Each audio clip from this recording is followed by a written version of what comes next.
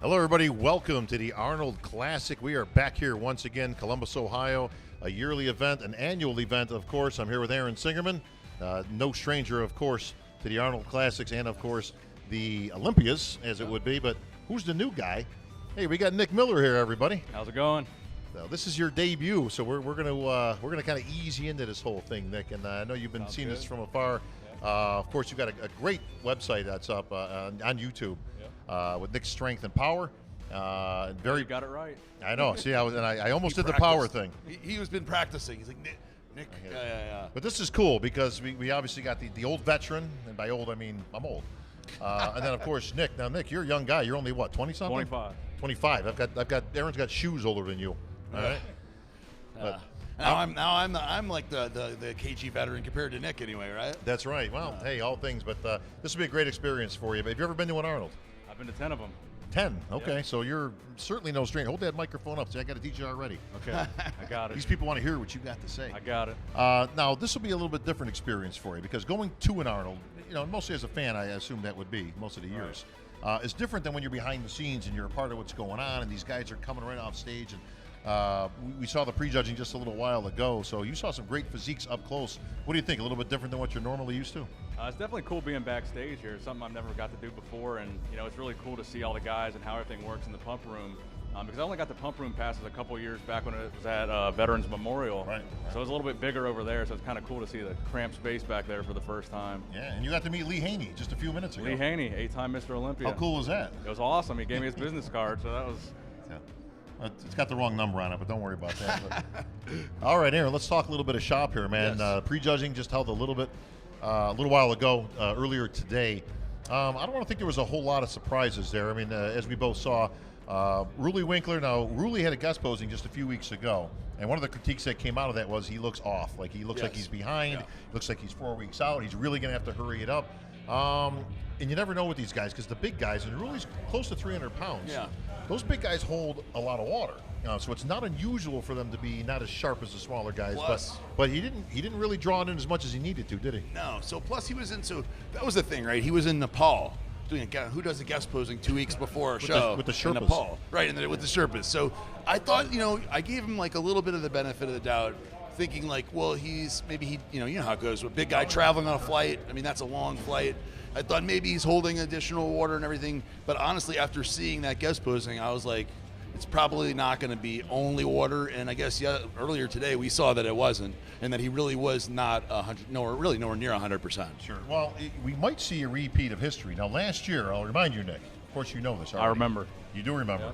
Yep. It was Bonac and Ruley. Yep. And Bonac ended up in the winner's circle. Now you're defending Arnold Classic champion. Ruley, it was close, but Ruley was definitely a little soft, needed a little time. Shade to 2 weeks forward to our good friend Tony Doherty's show in the Arnold Australia, and it flip-flopped. Ruley, with that extra time, sharpened it up, and man, he looked tremendous. A lot of people saying that might have been his all-time best conditioning at that Australia. So interesting to see. Might we see that again this year? I don't think we're going to see it again this year. I think in Australia he had a much smaller, much tighter waist. And I think we didn't really see the same thing at prejudging today. I think his gut hung out a little bit in the back poses. If you looked at it from the side, you could see a little bit of distension there. So I think it's not the same as Australia. Well, one thing you did see was William Bonac, who's got to be one of the most consistent pros on the circuit. This guy's never out of shape. I mean, you get various degrees. He's 99%, he's 98%, but I tell you what, he don't miss the mark by much at all. No, Bob. William looked like granite today. I mean, he really was super hard. Obviously he works with his coach Neil Hill, who's a family friend, a Boca resident now, moved from Wales about 2 years ago down to Boca, trains at Flex's gym, and he has been telling me and showing me pictures of William, saying he's going to be bringing it, and as usual, he did. And I'm picking him as my as the winner tonight, but we'll see how it goes. I'm not picking him as my winner. No, I know you're not. No, I know you're not. You know why? Because Brandon Curry came out here, and man, he lit that stage up. And I tell you what, man, he's made improvements. We've all seen him over the last couple of years. He pretty much exiles himself into Kuwait at our good friend Badr Bodai's Oxygen Gyms, and man, that's paid off in dividends. Best Brandon Curry I've ever seen. We always talk about the consummate apples and oranges comparison, but that's what you had out there with William Bonac and Brandon Curry. Bonak's just a ball of muscle, man. You know, it looks like somebody took a big hammer like in the cartoons and just hit him on the head, and he's, you know, he's just compact and muscular, and Curry's just pretty. Yeah. He's just got that pretty physique. So which way is it going to go? Well, me and Aaron got a cheeseburger riding on this one, buddy, but I got to go with my man Brandon Curry. I'm going to go with Curry, too. See, now this is a wise kid. I like him already. See? Because he knows the champ. I may not always be right, but I'm never wrong. Well, look, my opinion on Brandon Curry is, number one, he's made incredible transformation. I mean, from when he won the Arnold Brazil. Yeah, you remember that one? That's Cedric got disqualified, and that was my first and only trip to Brazil. And watching Brandon up there, I was so happy for Brandon when he won. But I thought, man, if Cedric was there, what would have happened, right? And now you got Brandon Curry, like, probably, I guess, 30 pounds heavier and in better shape. So Brandon Curry has made this incredible transformation and basically sacrificed the majority of his year away from his, I think, 4 kids and his wife, Brandy, to sacrifice to make this transformation. So it is certainly a feel-good story to see Brandon win if that's what happens. Well, we got a whole bunch more guys to preview. You're going to be back in just a few moments with the rest of that lineup and what happened this morning and how it's going to look out tonight. Keep tuned, everybody. We got a lot more coming to you tonight. We'll be right back after these messages.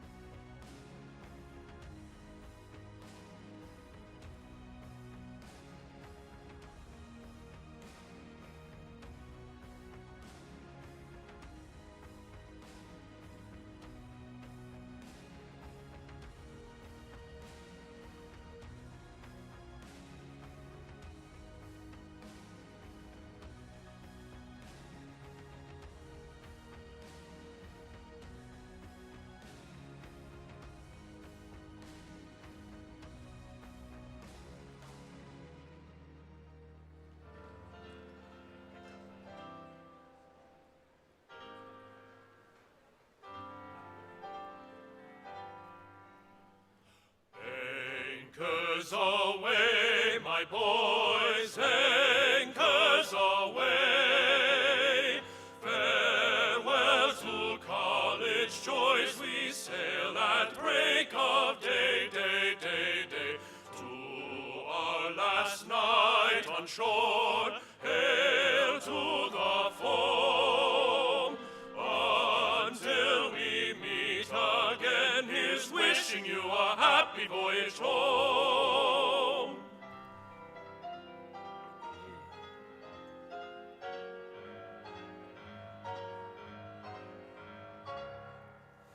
From the halls of Montezuma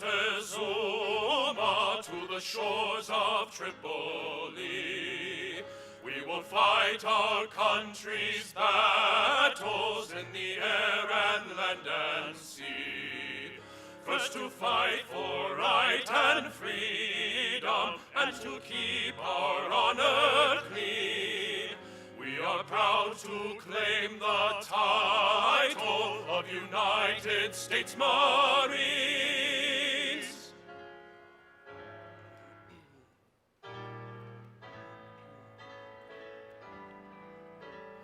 Off we go into the wild blue yonder, climbing high into the sun.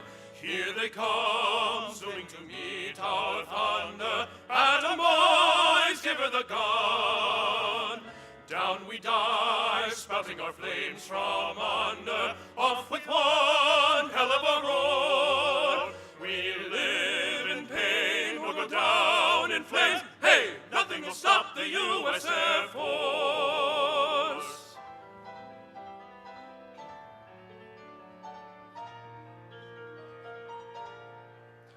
First to fight for the right and to build the nation's might, and the army goes rolling along. Proud of all we have done, fighting till the battle's won, and the army goes rolling along. Then it's hi, hi, hey, the army's on its way. Count off the cadence loud and strong. 2, 3, 4, hut, 2, 3. And wherever we go, you will always know that the army goes rolling along. For wherever we go, you will always know that the army goes rolling along, along, along.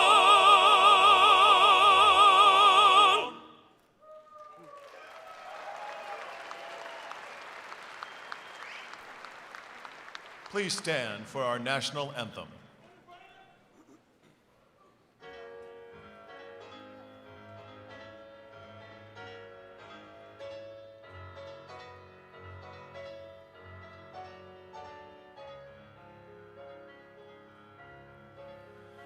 Oh, say, can you see by the dawn's early light what so proudly we hailed at the twilight's last gleaming, whose broad stripes and bright stars through the perilous fight o'er the ramparts we watched were so gallantly streaming, and the rocket's red glare, the bombs bursting in air, gave proof through the night that our flag was still there, still there. Oh, say, does that star-spangled banner yet wave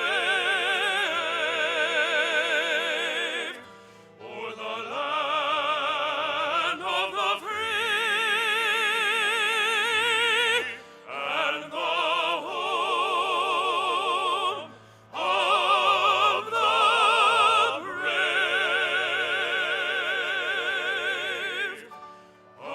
America, America.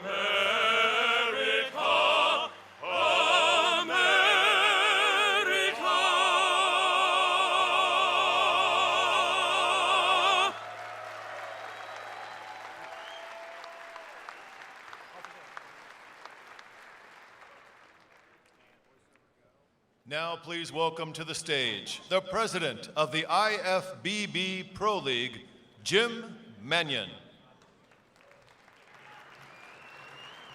Thank you, Clint. Welcome, everybody. Just want to say that the IFBB Professional League and the NPC are very proud to be working with Jim Larmer, Bob Larmer, Arnold, of course, and the whole team over here. You've been around the last few days. They had over 700 competitors in the amateur event. It was the biggest amateur event they've ever had here, so we're proud to be working with them.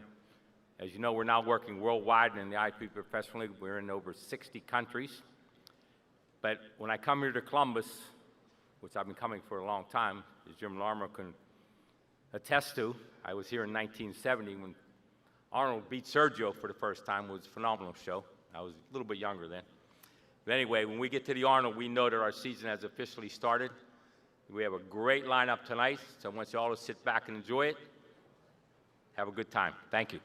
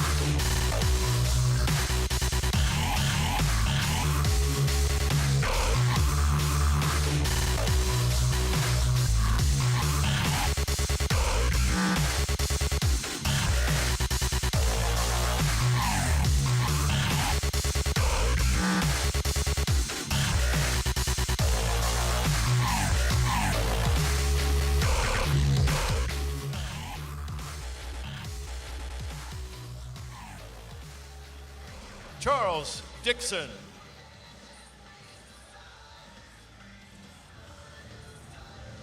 Rolly Winkler. All right, Bob Chick, we are back, and we are off and running here at the 2019 Joshua Arnold Classic in Columbus, Lenartowicz. Ohio. I'm here flagged by my man Aaron Singerman and the new guy on the block, Nick Miller. And guys, what we're seeing now is the lineup for this year's event. Host Tony Doherty introducing the guys one by one just so the audience can get a quick look at them, and then, of course, they'll come back with their individual presentations. Aaron, you look at these guys tonight as opposed to this morning, and the judging is live. I mean, this ain't like the old days where it was pretty much done after the pre-judging. Right, Bob. So the judges are looking at these guys tonight. And things can change tonight, so we could see a flip-flop between a place or two. Some guys, maybe some surprises tonight. It's always exciting to see these guys judge and what they can bring condition-wise, the difference between the pre-judging and the night show. They got what, Bob? 6 or 7 hours to dry out and look a little bit harder for the night show. And I've seen guys change in minutes on stage. So if you don't think, a few hours will make any difference, you're mistaken. And a lot of the athletes have been mistaken in that over the years, Nick, where they think, well, I'm going to go eat a pizza after prejudging because I think it's pretty much done. And guess what? It's not. And that can rebound on you. And I've seen places change. I mean, I've had results in my hand at the night show when I'm hosting shows. And I'll get the hold on signal from the head judge, and guess what? Guy moves from second to fourth. So these guys have to be on their game. Absolutely. Please welcome to the stage this evening's Master of Ceremonies, Tony Doherty.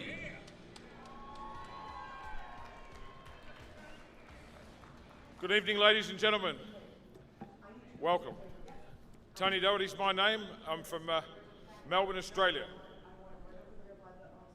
They said to say a little bit about me so you get to know me. I first came here to Columbus, Ohio in 1991, and I thought two things.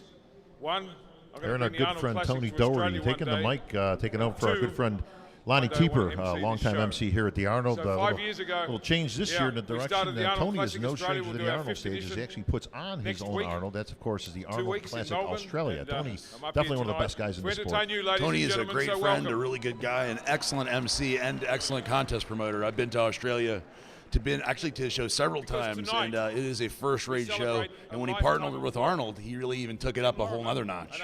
He sure did. Well, you're not going to find a bigger fan of the sport than Tony Doherty. So this is a great opportunity, and glad to see Tony in that all too familiar spot up on the stage behind that podium with the microphone. But he'll definitely lend a little bit to this competition here tonight. As you can see, another great set design here at the Arnold. I mean, listen, you don't need much more than the name Arnold on the stage to tell you exactly where you are and what's going on. Ladies and gentlemen, this is the greatest show on earth. Of course, we Thank have his classic pose.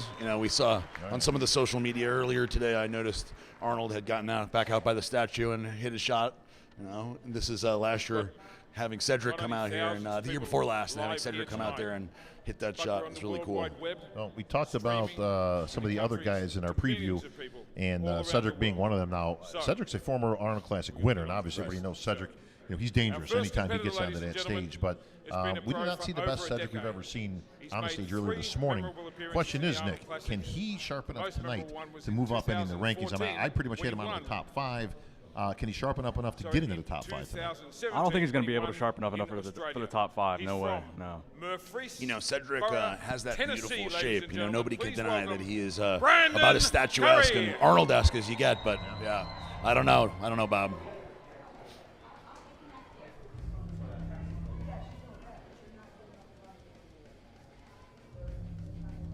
All right, well, you're seeing your very first competitor take the stage, and he might be the first competitor in the winner's circle when the end of the night comes and the smoke clears. This is Brandon Curry, and as you can see, Brandon has just made tremendous progress over the past couple of years, bringing himself in here as probably the #1 contender to the title.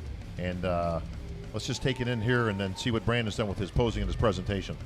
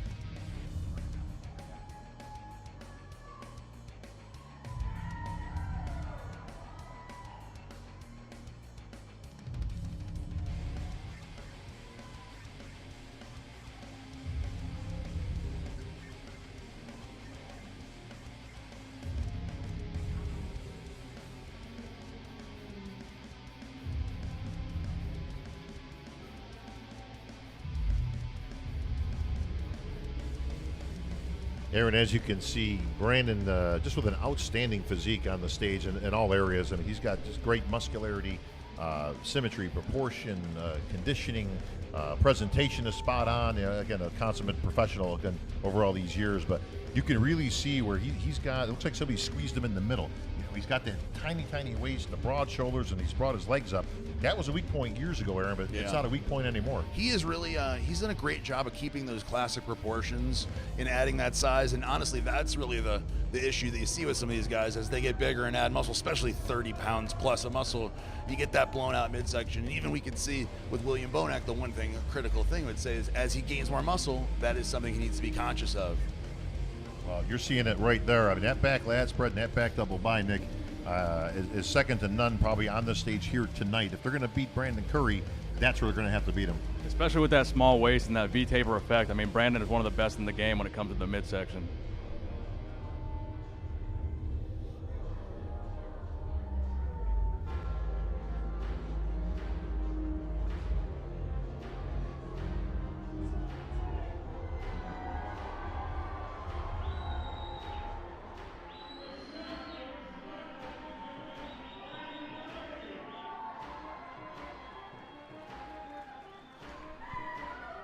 Although our next athlete's been on the pro scene for quite a while and done quite a bit, this is his inaugural debut in Columbus, Ohio.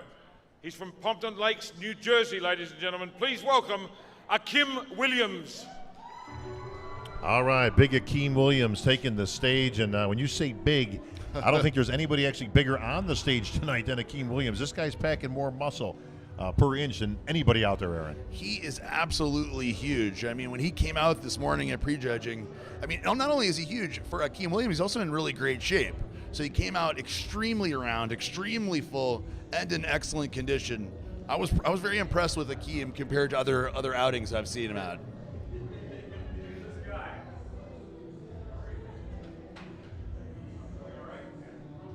Nick, if there's a critique on Akeem over the past few years, it's that he's big enough and he's got plenty of muscle to boot, and he's actually put together fairly well for a big man.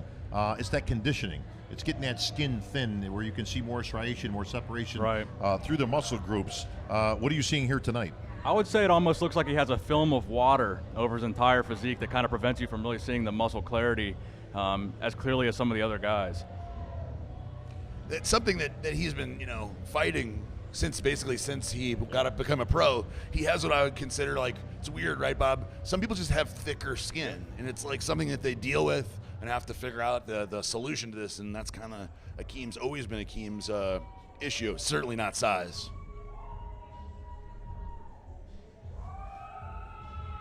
Oh, no. Come on now. Isn't that your old move, Bob? Yeah.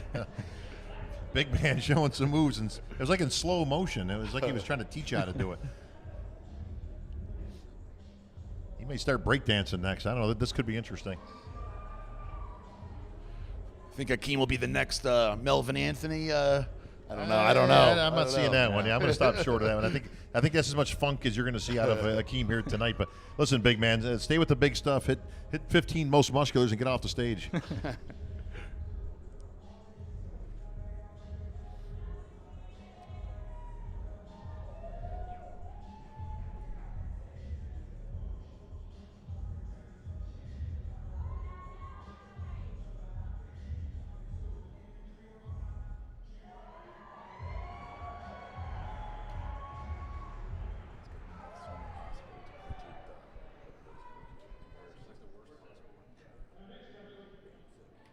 Pro debut here last year, first time in Columbus, placed in the top 10, went out to Australia where he moved into the top 5. But what we noticed about him is that he's hardcore, and the fans love him, ladies and gentlemen, and I know you're out there for him tonight. From the UK, please welcome Luke Sandow. All right, one of the newcomers onto the scene in the last couple of years, big Luke Sandow representing the United Kingdom. And Luke has really brought it up over the last couple of years. You can see the improvements he's made, especially in his conditioning, Aaron. That's where he had the size last year, but he just did not have the conditioning. Now it looks like he's got a great combination of the two, and he got some great call-outs this morning. It looked like he was in, I would have probably had him in third place this morning, third, fourth, somewhere in that position. He looks in about equal shape here tonight. Yeah, full disclosure, he's a Redcon 1 athlete, so I am absolutely partial. And, Absolutely. I would love to say, you know, that he would even be first or second, but I think he is ecstatic to be. His goal, Bob, was to be top 6. And it was kind of almost an ambitious goal because last year he was out of the top 10, you know, and he did great in Australia the following 2 weeks. But at this show, it was very disappointing for him. He set the goal of top 6, and man, he couldn't be any happier. I mean, he is just, you know, over the moon with how he did.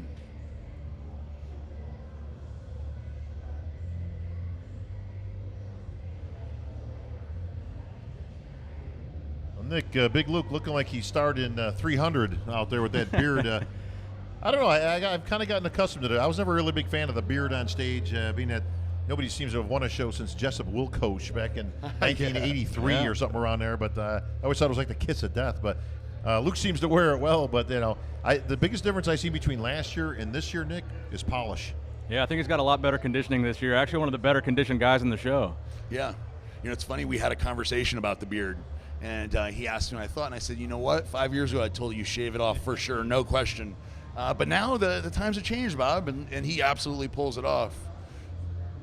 And by the way, Nick is right. When he was from the back, I mean, there are not many guys other than maybe William and Brandon who could, you know, talk about condition, the same condition. From the back, the beard don't matter. Nah. Our next athlete is no stranger here in Columbus. He's competed 5 times before, but always in the 212 class. Well, he got bigger, and he's back, ladies and gentlemen, in the open. From Greenville, South Carolina, please welcome Charles Dixon.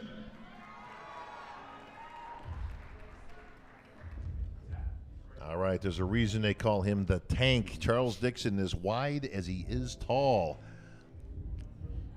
Former 212 competitor who made the transition to an open bodybuilder because, well, there's no 212 here right now. So he decided to make the jump, and he is certainly a big, big, big little man. Well, here's the problem I see, and I love Charles Dixon. We go way back. He's always in a good mood. He's just one of those guys you just got to like, you know. But what I saw this morning was, and I applaud his decision because there is no 212er this year to go into the open. Right. However, to me, what it showed was that there's a reason that there's a 212 division. As big as Charles is in that division, he looked like a kid out there next to these guys. I actually just talked to him at the meet and greet, and he said he's just happy to have the opportunity to still be able to compete at the Arnold, so he's just happy to be here. I like Charles. He is one hell of a good guy, and he is always happy. And that's something you can always count on, a smile from Charles. Well, the nice thing is these athletes have the ability to go into any category they want. You know, if he wants to go into 212, if he wants to go in the open. So, again, I applaud his decision to enter the show. I'm sure he's not going to be pleased with it. He's eventually placing. However, he's in a no-lose. I mean, at this point, listen, you go in, get a taste of the Arnold stage, mix it up with the big boys, and see what you got. And the nice thing is, Aaron, if he wants to go to a 212 show next month on the calendar or anywhere throughout the year for the Pro League, he can do that. Yeah.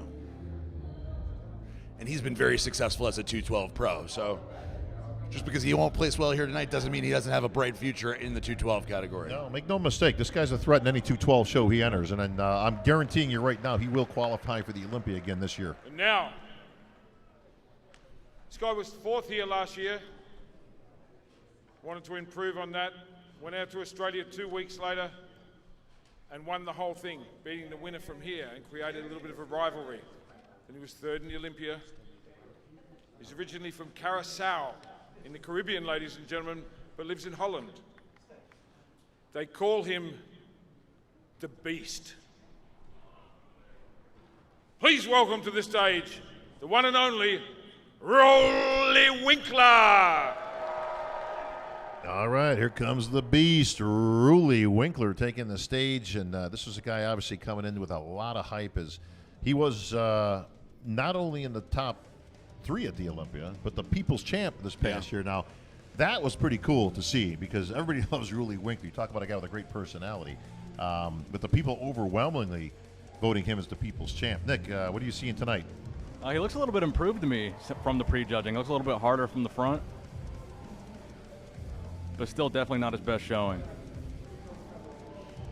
At the Olympia, Bob, a lot of people were talking about Rulli as not only a people's champ, people are saying he should have won even. So, it's definitely, this show was his to win for sure. If he was 100%, I think Rulli Winkler walks away with this thing. And unfortunately, Rulli Winkler, not at 100%, is nowhere near. I mean, there's a big difference between Rulli at 90% and Rulli at 100. Well, Rulli is doing Australia in 2 weeks, and you can see from that pose right there, he's just that little hint, that little film of water, and that's enough at this level to take you down a few notches. That will all be gone within 2 weeks, I can guarantee you. Watch the physique you see on the Australia Arnold stage as compared here tonight, and you see how important it is and how fast that body can change. Bobby literally looks 2 weeks out. So at the Arnold Australia, he could come in and really shock people because he certainly has all the tools and all the size he could possibly need. Yeah, there's who's that guy down in front? Hey, buddy, get out of the way, man. Arnold Snapchatting, of course. Arnold is right on top of social media, man. I tell you, I'm impressed. At 70 years old, Arnold, he's got the Snapchat going. He's got the Instagram, and he's right down there in front. And of course, the athletes love it when they see him down there. They just get right in the camera, to signify that they see that he's there.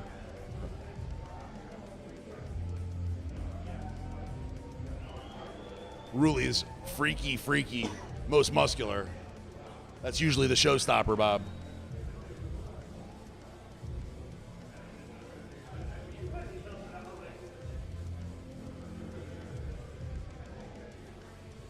One thing, Nick, you can see with these guys like Rulli. Right now, I'm just guessing he's probably got 5-6 pounds to drop. Maybe 7 pounds, somewhere in that range. He's a big dude. I mean, and you can really see it in the lower body there. Exactly. But it makes them a little blockier looking. You can see his physique looks much more streamlined when he's down that 5-6 pounds. Right. And my prediction, you'll see it in 2 weeks. Yep. His second time here in Columbus, Ohio. The first time was in 2016. Where he placed third in his first ever Arnold Classic. Went on to win the Tampa Pro. He's one of the biggest guys in the sport. He's big, he's bad, and he's back, ladies and gentlemen, from Melbourne, Australia, Josh Lenardowitz.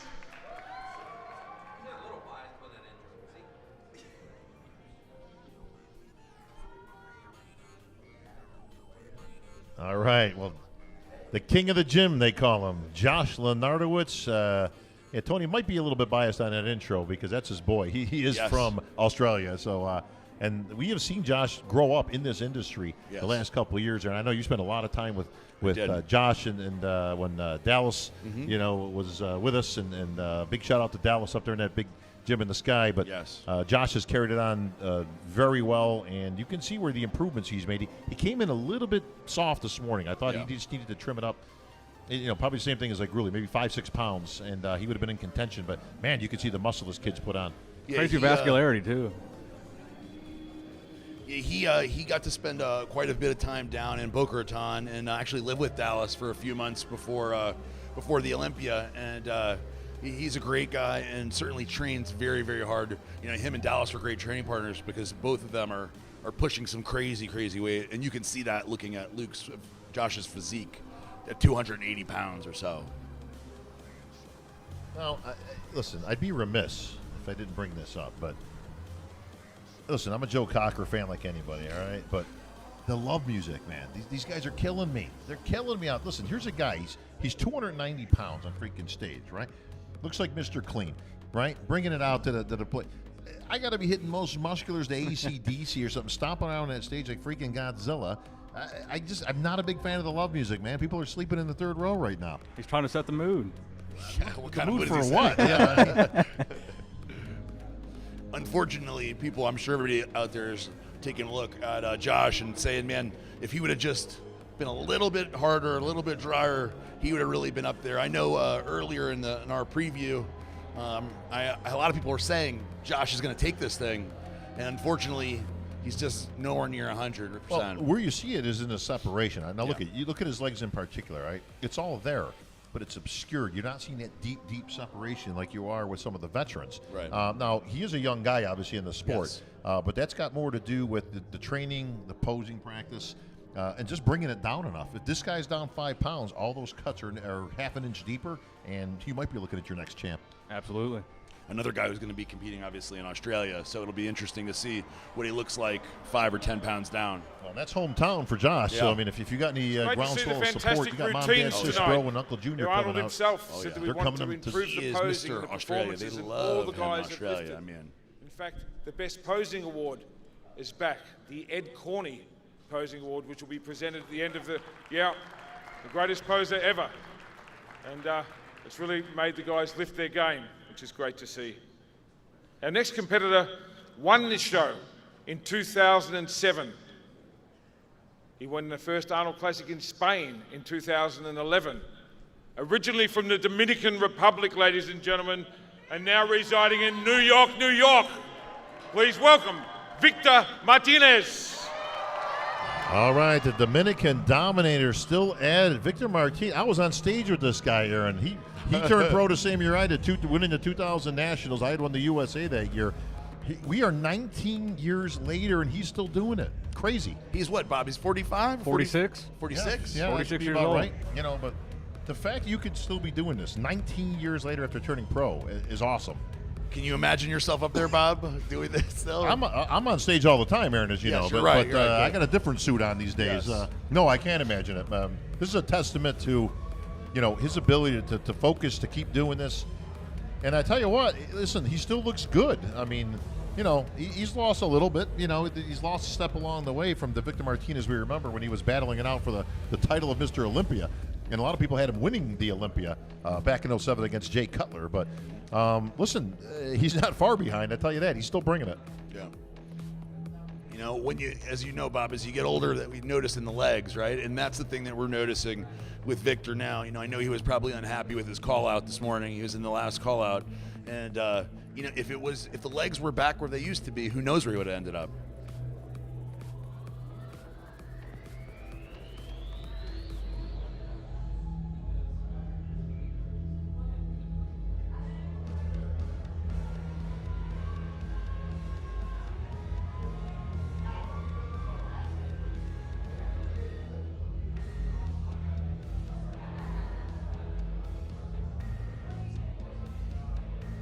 I'll tell you this, Nick. The fans love Victor Martinez. He is always amongst the favorites every year. The fans simply flock to him. Victor's probably one of the most just, down home, just laid back guys I've ever met in my life. If he was any more mellow, he'd be going backwards, I swear. Well, don't forget, Bob, he's a former Arnold Classic champion, 2007. You can see the back is still amongst the best, even at his age and with all these years of training. And listen, it's a miracle just staying injury-free when you've been training this long. Yeah. And from the front, when you see him from the upper body and from the front, he really hasn't lost much at all,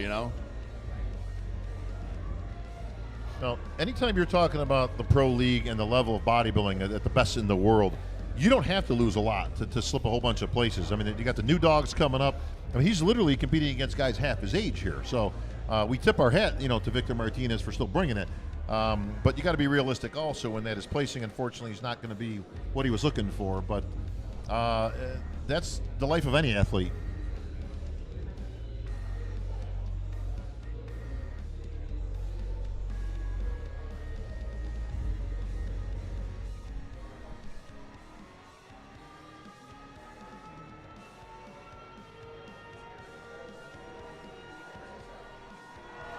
Victor Martinez.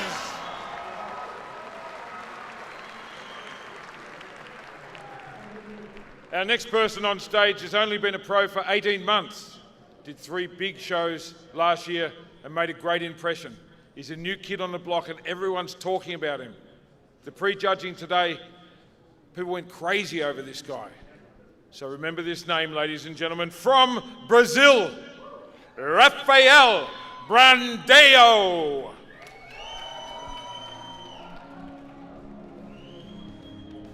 Well, we go from the old lion to the new guy, Rafael Brandeo. This guy's from Brazil. He's relatively new onto the scene, but he kind of burst on last year. This kid's got a great future. I love his physique. He needs a little bit of thickness. I mean, you can see just right there the difference between a Victor Martinez, who's been training probably longer than this guy's been on the earth, and what he's bringing. But you know what? What a great start to his bodybuilding career. He's got to thicken up. He's got to mature a little bit. But, man, he's complete, and he's bringing it, Nick. Very aesthetic and great lines as well. And he's a very young guy. I think he's in his mid-20s, like you, Nick. He's like my age, yeah. Your age. See, that's what you should be looking like, Nick. Underachiever. Look at he's on the Arnold stage, and you're sitting here with us idiots, you know? What you'll see with Raphael is he's got all the – I'd almost want to see him in classic physique. Yeah. Yeah. You know, like you can make a case for this guy being in classic because he's got all those attributes. He's got the small waist. He's got the thinner build, even though he's obviously tremendously muscular. You can see just by that pose right there, very Bob Paris, if I'm picking a guy to kind of liken him to. Very good comparison. And when he hits back shots, which he will in a moment, you'll see the kind of condition. He is in great condition at this show. It's just that lack of size that separates him from the top guys. I'll tell you this, some of the top guys were off enough that he may overtake some of those guys. Yeah. So you might be lacking a little bit in size, but you can see right there the thickness in the back is not of the veterans of a Ruli Winkler or Jocelyn Ardowitz. But he brings other things to the table. He's got more separation than a lot of those guys, too. So And a smaller waist. Small waist. And that's, you know, Arnold's a big fan of the small waist. That's why he's out there right now.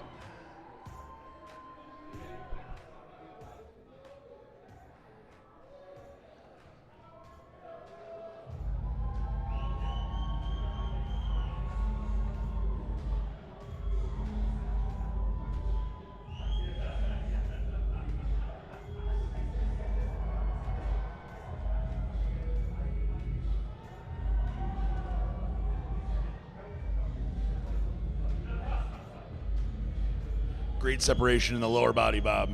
Yeah, his legs, you can see, are clearly ahead of his upper body. But you know what? You can bring – it's hard to get legs. If you don't have legs by his age, chances are they ain't coming. But you can get upper body, and that comes through maturity and time in the gym. More great posing. He got everyone moving. I could see you all kind of grooving in your seats. I've got a little bit going on. I could see the people backstage dancing around there. It's fantastic.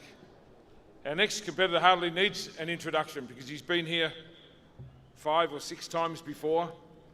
Last time he won was in 2017. Arnold went to interview him and he interviewed Arnold. It was probably one of the most viewed things we've ever seen in our sport. We love him, ladies and gentlemen.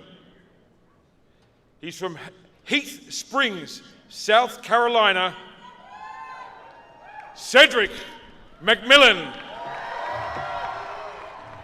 All right, Big Mac, Cedric McMillan. No stranger to the Arnold Classic stage, a former champion from just a couple of years ago. He was one of those names thrown around as one of the contenders to come in. And of course, Cedric's a contender in any show he goes in. But I don't think we saw the Cedric we were hoping to see. He's always riding that fine line between coming in too big and listen, when he's big, he's round, he's full, he's got a lot of butt, but he lacks the separation and the conditioning. If he gets the conditioning, he seems a little bit stringy, and he's lacking the fullness and roundness that he needs to win. So he's got a very thin tightrope that he's got to get on to achieve that. I'm not so sure which side of the line he's on this show. All I know is this is not the best Cedric that we've seen. Yeah, he's full and big for sure, but it's almost like with Cedric, you got like a 50-50 shot. You're not 100% sure what you're going to get. And as soon as he walked out at prejudging, just seeing his legs and the lack of a lot of detail as he was walking onto the stage, I was like, oh, you know. The midsection, too. Yeah, the midsection. Doesn't have the deepest abs, so there's a little water, you miss some stuff. Well, you know what? It's a good eye, Nick. As you can see right there, I mean, I've seen abs on Cedric better than this, like when he won 2 years ago. His abs were etched deep in there, and you can see, but even in that pose right there, and he's got some classic poses. Let's not mince words, but you can see from the picture of Cedric behind him, what he brings to the table, what he can bring. Oh, Bob, what does he got here? I have no idea. One thing I love about Cedric is you never really know, what's coming next. But the blind double bicep. I mean, I'm not quite sure what we're going here, but.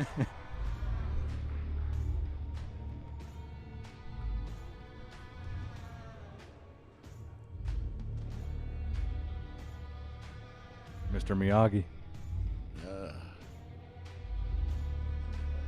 Does it help to see as you pose, Bob? I don't know. I don't know if that's an advantage or a disadvantage. I don't know. It's not like you're shooting a basketball. I mean, I'm not quite sure why this is hard or tough. Or if we painted it green, he'd be one of the Teenage Mutant Ninja Turtles. It's entertaining, at least. I find it confusing.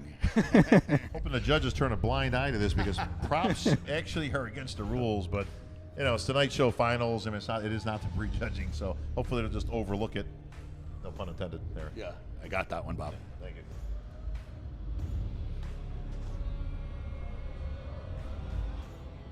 I wonder what Arnold's thinking.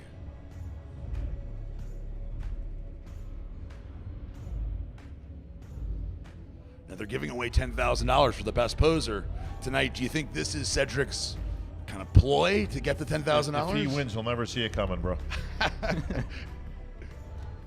It could be blind luck.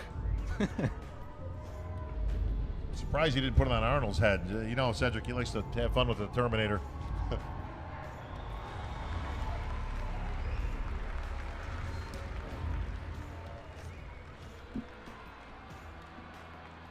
Cedric McMillan, ladies and gentlemen.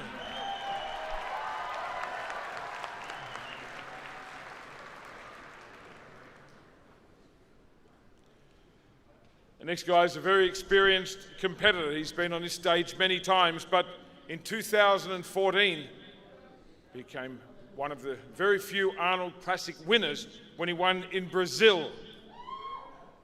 He's a firefighter, ladies and gentlemen.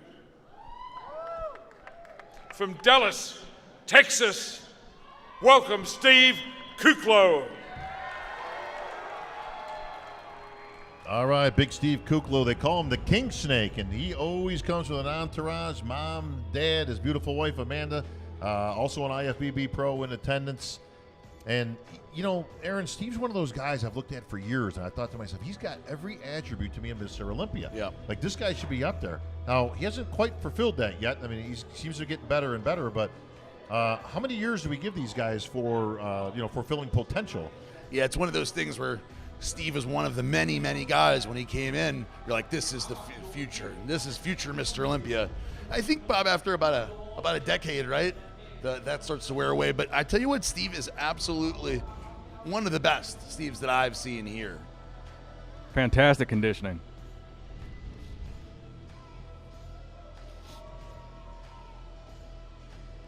Nick, Steve has one of those physiques that literally changes hour by hour, and it's difficult for him, and has been in the past, to kind of really just nail the conditioning. And when he's nailed it, I mean, he's won. He actually won the Arnold Brazil, I think it was, a couple years back. He just won the Indy Pro in 2018. That's right, the Indy Pro also, but it just seems to be a hit or miss with Steve. Yeah, definitely.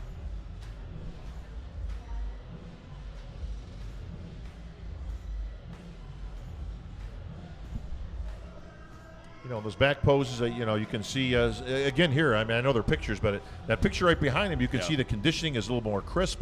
The separation is fantastic. And here, it's just that little bit, that little film. You just got to wring it out like just a hair. I don't know what Steve's schedule is if he's going to Australia. I tell you what, all these big boys, Australia is lining up to be a hell of a show. Yeah. And Steve is definitely one of the bigger bodybuilders. He's probably on stage in the 270s, high 260s, 270s. And I know, Bob, right, being one of the bigger guys yourself, it's tough to see the scale move down and you get smaller. And a lot of times what would be serving them the best is to lose an extra few pounds. Oh, there's no question about it. Listen, bodybuilding is all about illusion. I mean, you can be 290 pounds here, but I tell you what, I'd rather be 270 and win.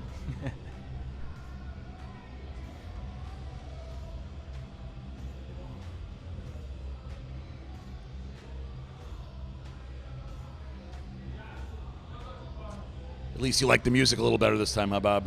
Yeah, see, now Steve's got it. See, big boy out there, Was that Ozzy Osbourne? 280 pounder out there. He's got some rockin' music. He's, stomping around the stage and working the crowd. That's what I like to see out of the big boys. Don't try to be graceful and all that stuff. You look like a damn bulldozer out there. Yep.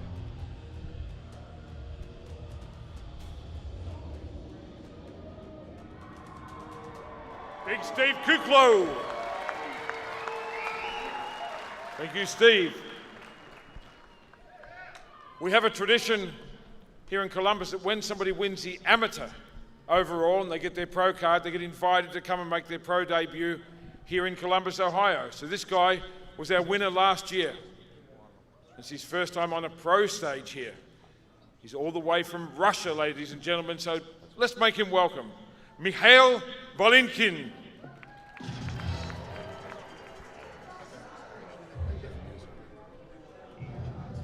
Big shows like this, they got to be careful that you don't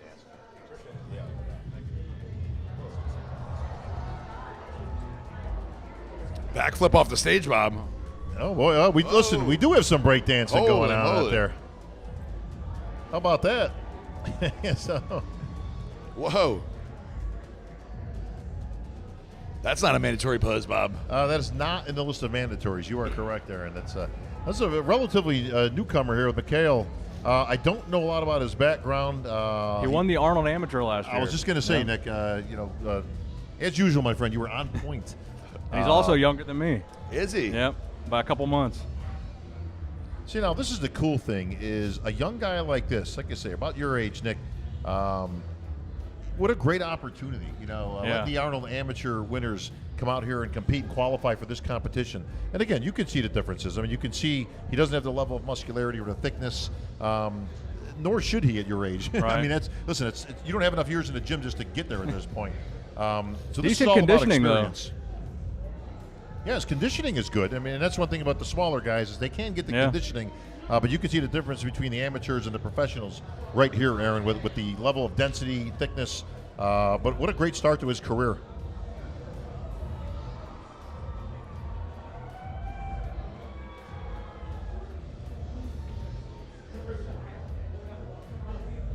Definitely some gymnastics or something in his background, right? I have a hard time just tying my shoes in the morning, all right? So this guy can do that stuff. All the power to him.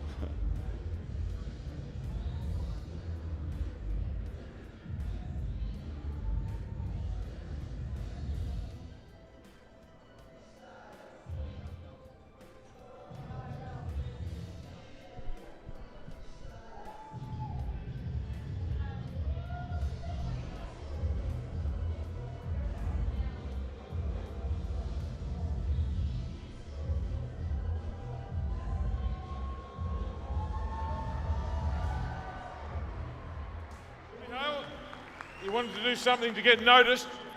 That kind of works. Out of nowhere, backflips and all kinds of things. Our next and final competitor, ladies and gentlemen, has taken the bodybuilding world by storm.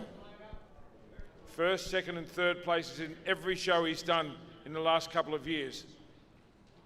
He won last year, so he is our defending and current champion, ladies and gentlemen. Yeah. The conqueror from the Netherlands. Welcome, William Bonac. All right, the champ is here. He is your defending champion, the conqueror, William Bonac. And one thing you're going to see about William is he has every single bit of everything that a veteran brings to the stage. Size, thickness, muscularity, conditioning. There's a reason that this guy is up in that top 2 and 3 at the Olympia now, and he ain't the tallest guy out there, Aaron, but I tell you what, he makes up for it. And look at that dense muscle right there. Started out as a 212 guy, Bob. So, I mean, it's crazy. Height-wise, he was able to put on all this muscle and be so successful in the open division. And you talk about density, wait until he turns around and you can see the density in his back. Well, that was the difference I saw this morning between William Bonac and Brandon Curry is when they turned around. Now, not to take away from Brandon Curry, because I still think that even though I got William beating him from the back, by contrast, I have Brandon Curry beating William from the front. Yep. And listen, all things are equal here. I mean, all parts are considered. All poses are considered. That's why we have mandatory poses, is to see the body and the physique in different poses to establish who's put together the best.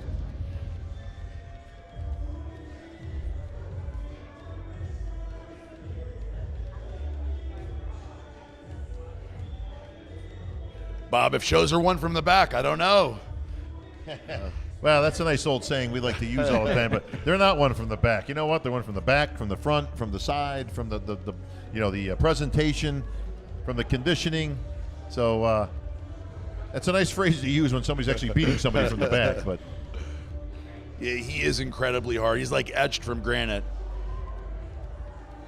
Well, I'll tell you this. It was close enough between these two guys this morning that I think you're going to see it come down to tonight. The judges are scoring tonight, like I mentioned, so I think it's probably a 1 or 2 point decision coming out of prejudging. Just a guess on that one. But the difference, I think, is the midsection. And what Also Brandon Curry body. has over William Bonac is you can see when William he tends to relax the midsection just a little bit. But again, he's short and stumpy, and has a whole lot of muscle over Brandon. But man, Brandon's just got that tiny, tiny waist. To me, that's the difference between these guys tonight. The one scary thing for William is as he continues to improve, when you're talking about improving, he can't get a lot harder.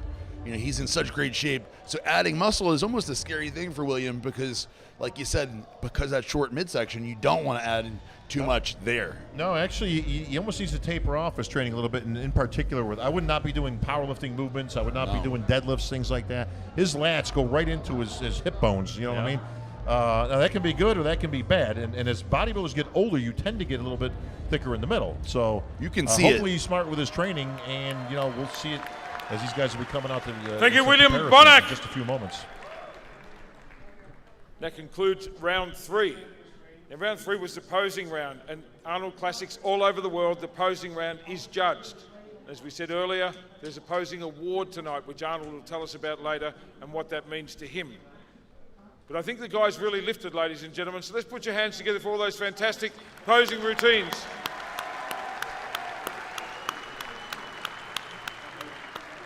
I'm going to bring them all back out in just a second. And now we go to what we call the confirmation round. Now, for those of you that are new to bodybuilding, at the pre-judging, some of the guys might have mistimed it a little bit. Some of the judges may have been unsure between this place and that place. And they got the chance to see them pose and to see them dry out or carb up a little bit more. And now the judges have one more chance to compare the guys and see where they're going to finish. So this is being judged live, ladies and gentlemen, and I think you can be a part of it by encouraging them and clapping and cheering and all that kind of thing. So let's hand it over to Steve Weinberger, our head judge now for the confirmation round. Thank you, Tony. In numerical order, Brandon, Luke, Cedric, and William.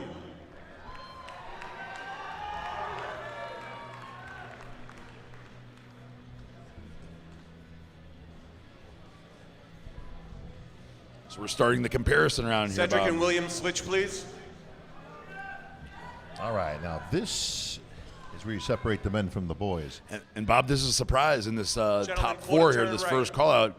We thought that that Cedric was not in the top 5. We were saying earlier. Yeah, well, depending on how head judge Steve Weinberger does these call-outs, he will give guys an opportunity to move up or down. So yeah, we are seeing Cedric has been kind of added into that top 4 or projected top 4 call-out. And that would explain the comparison we saw at prejudging between Cedric and Luke. Exactly right, Nick, because it was kind of an odd call-out, I thought. As head judge Steve Weinberger called out a comparison between Luke Sandow and Cedric, and I thought it was a little bit oddly placed, but now you see Cedric, they clearly feel is getting a little bit better, and Luke seems to be holding his own here. If I was a betting man, I would say this is what your top 4. Now, what they might do, Aaron, is leave a couple of guys and pull a couple of guys. Right. Hypothetically, if they pull back William and Brandon, then you're looking at 1 or 2 either way.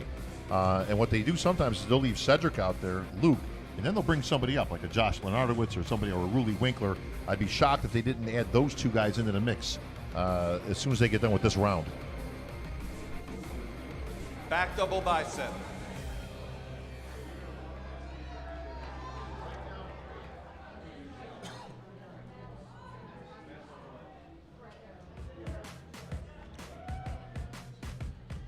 Now here's that matchup we were talking about. Look at that back double by between Brandon Curry and William Bonac. If you're looking at the condition of these 4 gentlemen, certainly Cedric stands out in terms of condition or lack thereof, right? Well, I'll tell you this. Luke actually looks like he's getting better. Yeah. He looks a little sharper to me tonight than he actually did this morning. And as he poses, he seems to be getting a little bit sharper. I don't know if that's enough to move him up, but it might move him, keep him in 3rd place. As I don't know if Cedric has enough to catch Luke at this point. You can see that the conditioning is just slightly different between Brandon. Brandon Curry kind of has that hard, almost, I don't want to say grainy, but that thin skin conditioning. Yeah. Bonac is obviously in great condition also, but you can see there is a difference between these two guys. What a tremendous improvement from Brandon Curry from 3-4 years ago. One thing about Brandon's presentation too is that he's always so picture perfect. I mean, if you look at his oil and his color, I mean, he really looks, I mean, certainly the best in terms of presentation. Very polished. Well, Brandon's killing William in that front ab shot right there. So as much as William was beating him from the back on that back double by, and this shot's a toss-up, man. I tell you, hard to beat William Bonac when he's got that much muscle on that frame.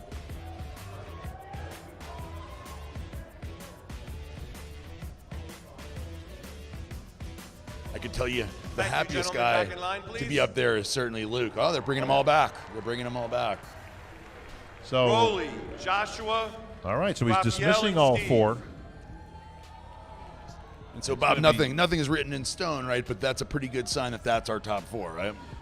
Unless they're bringing them back in a little bit. And you know what? You never know with Big Steve, man. He likes to mix and match. And the one thing I like, amongst Joshua many, and about Roley, Big switch, Steve please. is he gives these guys an opportunity to compete. Steve and Raphael, Listen, switch, I would please. rather see too many comparisons rather than a lack of them, because bodybuilding is all about comparisons. So Gentlemen, give these quarter guys an turn opportunity, right. put it next to each other. The only thing I like to see sometimes, I like what I call crossover comparisons. I would have liked to have Quarter seen turn. either Luke or Cedric stay out there and have one of these guys have an opportunity to see if he's actually better than the guy who's projected to be fourth. I'll tell you what, this morning, Quarter turn. Big Steve had him really work quite a bit. I mean, he was. Yeah, I mean, it was one after another. So, And listen, Face front. let's not make any mistake. The prejudging does count more, so to say, into the judging. Okay, this is what they call a confirmation double round of bicep. scoring. Okay, it's one last chance for the judges to get a look at the competitors and make any changes that they see fit. So it does count into the scoring, but the prejudging is where you're making your bones out there. Front lat spread. Steve Kukla looking pretty good in this lineup here. Another good eye, Nick. Look at the young guy here. I tell you what, man, you are on the ball, my friend. Steve Kukla looks like he's getting a little bit sharper as he goes. Sharper than Roley for sure.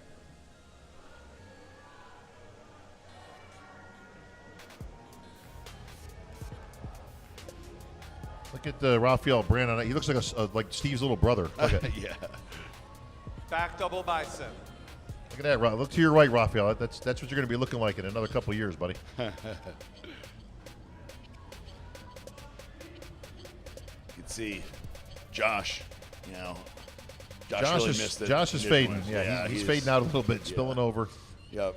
He's still going to have a respectable finish here, but he's going to be a lot sharper in Australia, I can Back guarantee lat you. spread. Really doesn't look much different to me, Nick, than he did this morning. He looks about the same. And Raphael and Steve actually look a little bit sharper to me. Yeah, Steve definitely looks sharper to me. Look at the vascularity in Steve's lower body.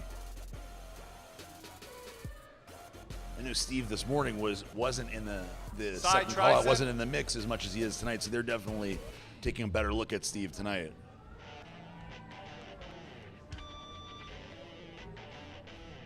Get those arms on, really. There's Crazy. only one other guy with arms like that in the pro league, and that's Phil Heath. Yeah. So you talk about having some arms, Abdominals boy. and thighs. Those arms are crazy. And even in not 100%, he has cross striations all over his triceps. Oh, yeah. The kind of striations you generally don't see on basically anybody else.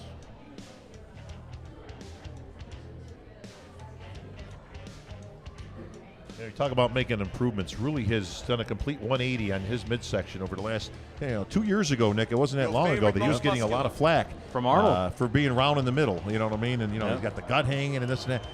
So for those people that attribute that to other factors, you can make improvements and bring that in. You know what most of that comes from, Nick?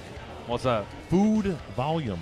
Really? Yeah, they point to everything you can probably think of under this Thank sun. you, gentlemen. It's Back food in line, volume. please. These guys eat tremendous amounts of food, and that can keep your stomach out there even when you're in contest Akeem, shape. So a Charles, lot of the Victor, guys, Mikkel. obviously practice helps in controlling your abs, but spreading the meals out, actually making them smaller and having more throughout the day rather than big meals. I've actually seen photos of Rolly wearing a waist trainer to keep the size of his waist down. A lot of the guys are doing that now, Switch, which is please. interesting. You know what? It New doesn't trend. hurt. Doesn't hurt. It doesn't hurt. Yeah. I mean, listen, if it does 5%, great. You know.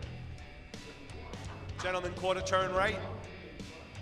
The one big thing that the guys need to keep conscious, and obviously we saw, at the last Olympia, how they're really marking down the midsections now. Quarter turn.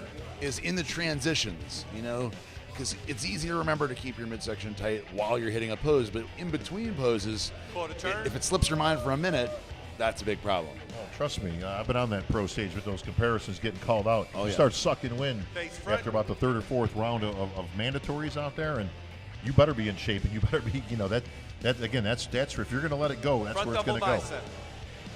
I tell you Especially what, in those back poses when you think no one's looking, you let it hang out. Yeah, Aaron's exactly right. It's in the transitions that you really got to pay Front attention. lat But spread. look at the physique on Akeem Williams. Now, out of these four guys, there are obviously four guys in four different times of their career.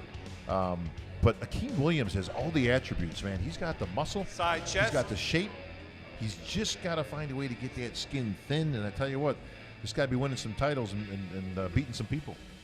He's got something like that hanging muscle, that you rarely see, especially for the lats from the front, kind of Ronnie Coleman-esque.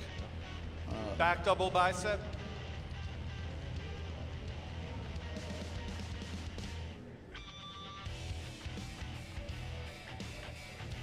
Tell you what, it's a game of inches, man. I mean, he's not. Look at that shot right there. Look at that shot of Akeem Williams. That's up there with anybody. Yeah. He just has to bring it down. But you can also Back see lat those little spread. folds in the skin, Nick. About Yeah. halfway up that back. That's your difference. That's that film I was talking about. I don't think we've ever seen Akeem without the film. So No. I've never seen him. Like I said originally, this is about as good as Side He try. was up we've pretty seen. good in, was it Tampa last year? I think it was, where he really brought it out there. And that's the closest I've seen him come to 100% conditioning. But he's got to find a formula that works. The one thing you need in the pro league is Abdominals consistency. and thighs. And that's where a Bonac really comes out head and shoulders above the rest, where you've never seen Bonac out of shape. No.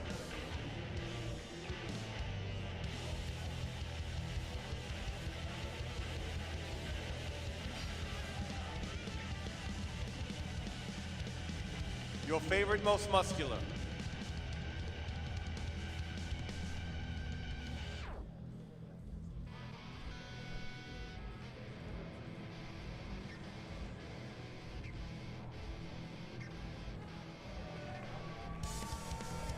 Thank you, gentlemen. Back in line, please. Luke, Rolly, Cedric, and Steve. All right, now here's where the call-outs start to get interesting, is when they come back around.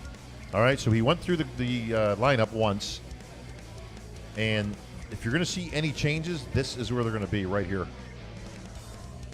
So they're trying to round out the top six here. Well, you'll notice that the only Gentlemen, two guys spread that out a ain't little up in there their front double bicep. is Top two. out of the top six is Bonac and, of course, Brandon Curry. So this is for 3, 4, 5, and 6. Front lat spread. Now, he may move some guys around. If these guys stay like this, what you're looking at is probably Cedric 3rd, Luke 4th, Kuklo Side 5th, and chest. Rulli 6th.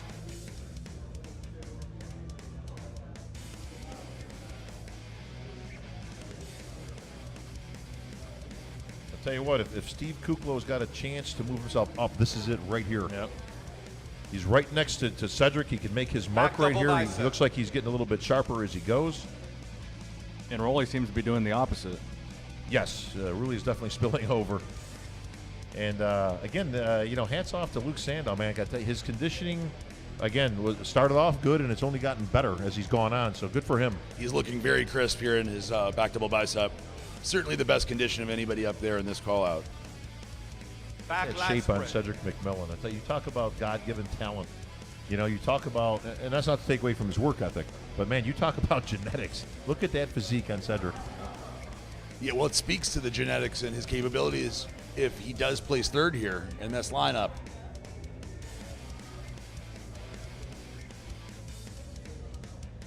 Side tricep.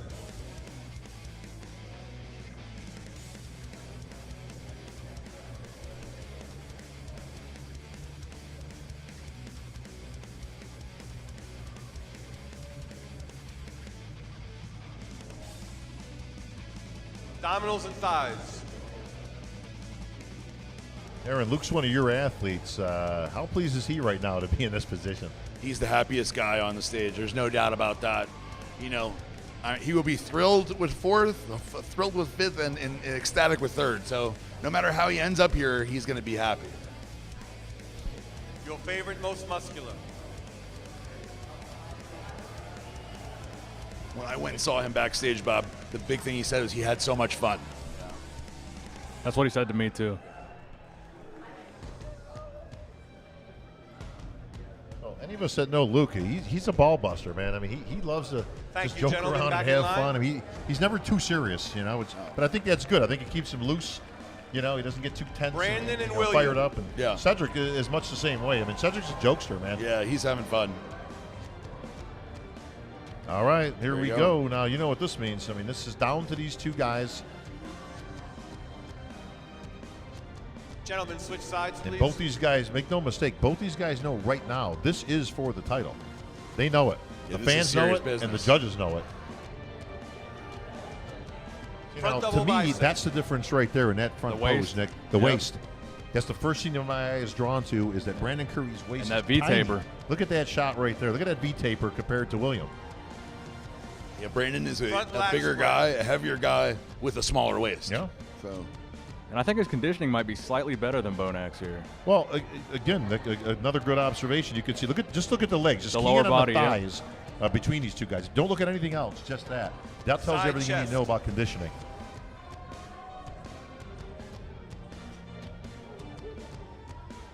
This shot's about even for these guys. You can see the thickness on William. You can see the thickness on Brandon. But look at the side of the thigh. Once again, that's your margin. Back double Brandon Curry is bicep. 10% sharper than William Bonac. Now, this this is what negates everything Yeah. we just said. Okay, because you're going to get to this point, and guess what? William's got one of the best backs in the world. He's like a mini Kai Green. Yeah. The thing about Williams' back too is that he has details that other people just don't have. You know, Just thickness, just thick muscle. And listen, at the end of the day, it's still Back a muscle lat spread. contest. he has those lower lat striations, like the mini Kai Green, as you Oh, said. yeah. That's a pose right there that Brandon Curry has worked very hard on bringing up over the years, and it has paid off in dividends right here because he's hanging. Yep. He's hanging with William. Side tricep.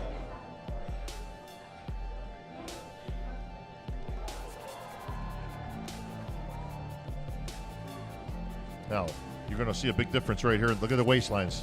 Yep. I'd give this pose to Brandon. Oh, all day. Yeah. All day long. Abdominals and thighs. And you're going to give this pose to Brandon right here. So-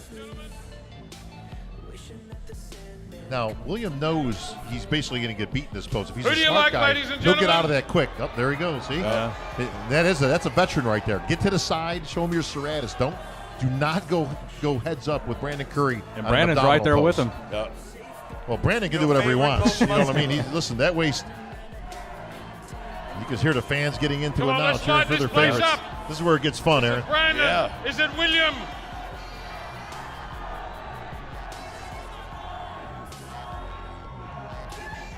Gentlemen, relax. Brandon sure does look sharp Take right now. 2 steps back.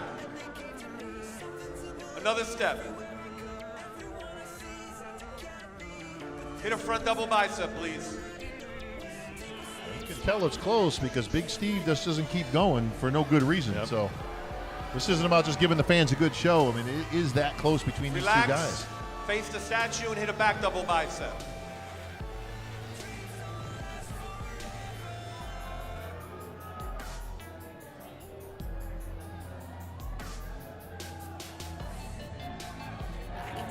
Man, it is so close with these two guys. Just two different physiques completely. But that to me solidifies it, Aaron. I mean, that shot right there, look at the difference just in the taper and the waistline. Yep. And listen, it's not Relax, like side Brandon's giving up chest. a whole lot of muscle here. Yep.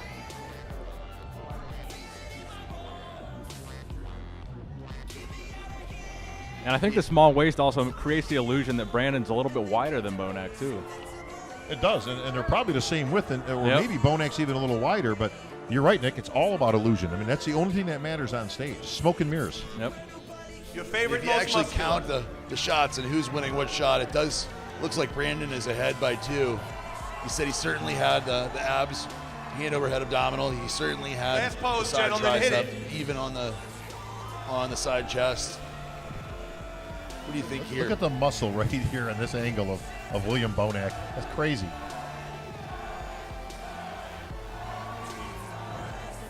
Thank you, gentlemen. This concludes prejudging. Back to you, Tony. Steve, you guys are doing an amazing job, but there's working one the crowd more a thing little that we bit, have to haven't That's do. your call, Tony. Guys, come forward, because I think the audience wants to see this. Everybody come to the front of the stage. Mr. Music, let's light it up, because we're gonna pose down. All right, Tony Doherty saying the magic words. Gentlemen, pose down. Now, the judging at this point is done. All right, the pose Right. down is a great opportunity for the fans. You know, these guys horse around a little bit, have some fun, play it up. I'm sure Arnold will be down there in 2 seconds, Snapchatting away. But right now, they're tallying the scores. Right now, you're handing down your score of who you won. And this comes down to preponderance of the scoring. Okay, highs and lows are thrown out to ensure that the judging is fair. Right. Okay, so, you know. So any outlier gets kicked out. That's so right. You only have the people in the middle, basically. Yeah, let's just say, you know, you just didn't like William Bonac, okay, Yeah. for whatever good reason. And you go, you know what, I'm going to put him in 6th place. Well, listen, you can do that as a judge. I mean, you're probably not going to be a judge very long. No, Because no. clearly you're out of your mind. But that 6 is going to get thrown out because it's a low. And vice versa. Now, listen, you can have a whole bunch of ones on there, let's say half the panel. One of those is going to get thrown out. But it ensures integrity across the judging panel. And we do this for a reason in the Pro League, and that's to ensure that you can't do anything funky, you can't do anything weird. Now, listen, these are the best judges in the world right here. See our Ray. good buddy Dan Solomon down there Yeah, in the there's front row. Dan. Dan headlining things for the Olympia this year, so big shout out to Dan. The guys are all going down, making this exciting for all the people in the audience. This is here. always fun for the fans. Yeah, they love it. Nick, in the past, you were actually down there with these Yep. guys coming Many years. You know, the one thing that's cool for the fans to see is how big these guys actually are. Yeah. Because on stage is one thing. It's an illusion, there's lighting, but when somebody's right there in front of you, you can see how thick and how big and massive that these guys are. I can still remember seeing Dennis Wolf for the first time in the pump-up room backstage and just seeing how big he was in person. It was just like, you don't realize how big they are when you see them in the magazines. You see Dennis Wolf in person, he's crazy. Oh, there's Arnold. the Terminator. Look at. With his sunglasses Surprised on. you don't have the leather jacket on. Come with me if you want to live.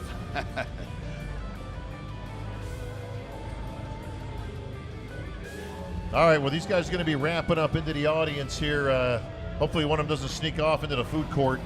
I'm pretty sure they're pretty hungry right now. But all right, time for predictions, boys. All right, Aaron, you had your original prediction. You've now seen the night show. You've seen the comparisons. You've seen the pose down. And, of course, the inevitable one-on-one between Curry and Bonac. You still sticking with your pick, or are you coming to my side? No, I suppose I'm coming to your side, Bob. look I at suppose that. I'm coming See to your that? side. Aaron is wise, my friend. He solidified it. Brandon Curry solidified it for sure tonight. And where I was unsure this morning, I think tonight he was pretty solid. I think he's going to get all ones, and I think he's going to take it tonight. All right, Nick, are you still on board, or are you going to the dark side? I'm sticking with Brandon. I think Brandon's going to take it.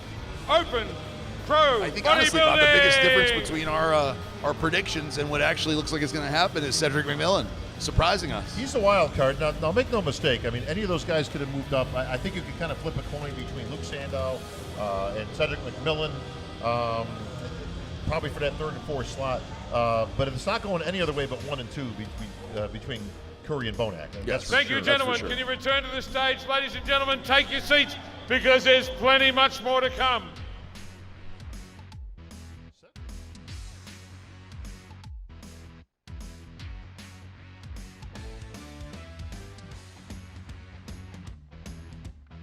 Correction, Mikhail, who's about to walk up the stage.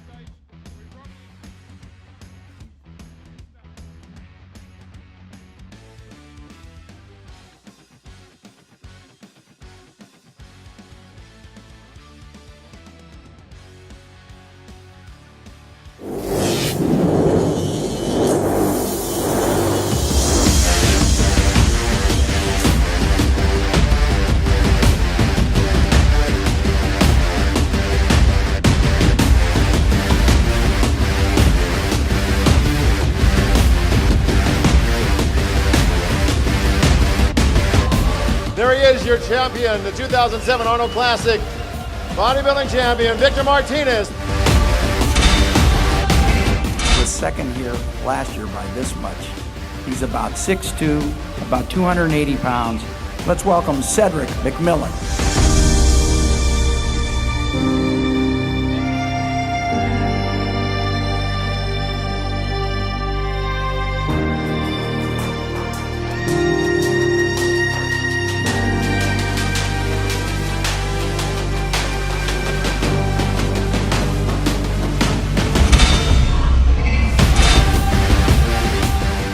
Our final competitor is one of the fastest rising stars in the industry.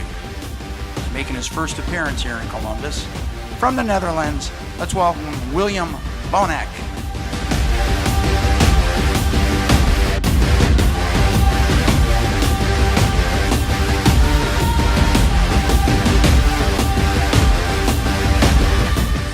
...2018 Arnold Classic champion, William Bonac.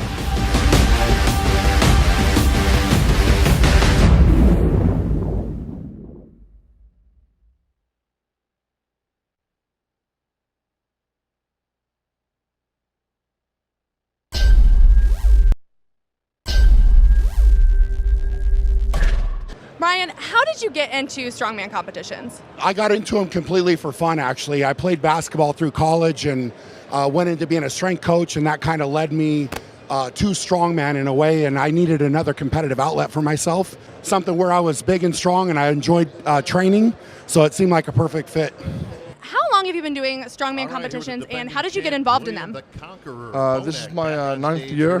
I got Hard to believe it's been a year involved. since you've been in the winner's circle, man, but you got a battle out there. Yeah, I do got a bit all day, you know. Brendan has improved much, you know, but still I feel confident about what you brought, you know, and I feel even that we brought a better package than last year, you know, so I think this is one of my best packages ever.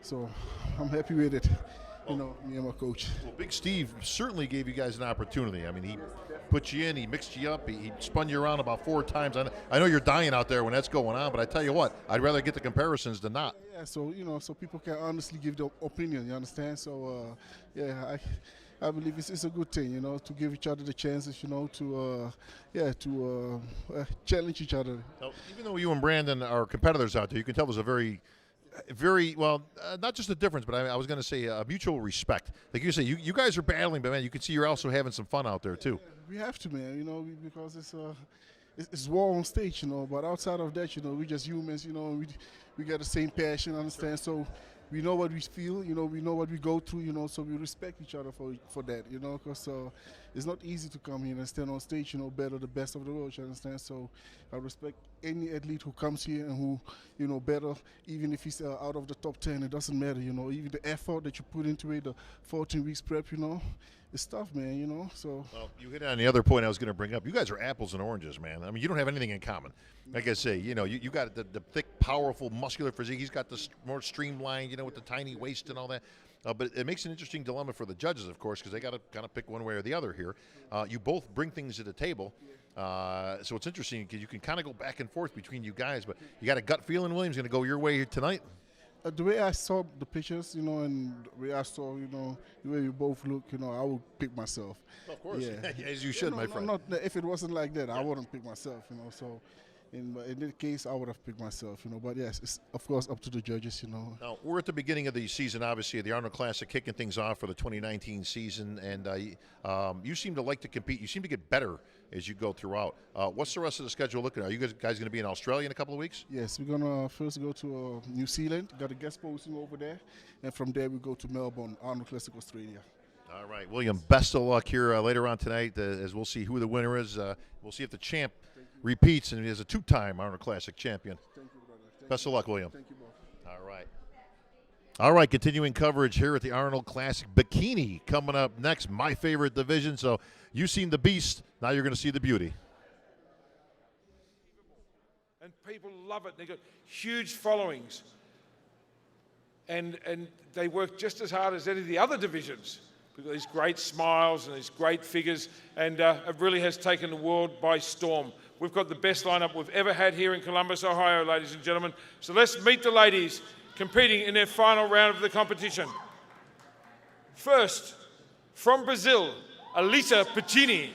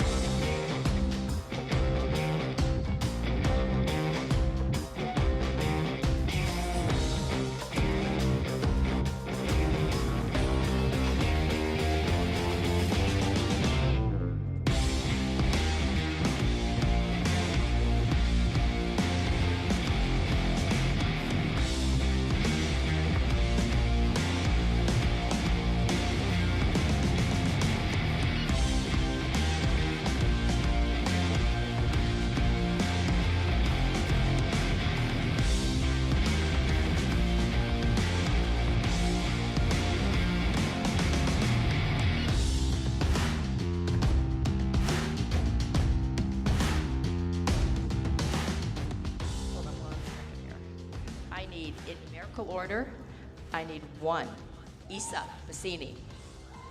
I need 2, Ashley Kaltwasser. I need 6, Jennifer Dory. I need 7, Janet Leo. 8, Marcia Conclaves. And 12, Lorelei Chapados.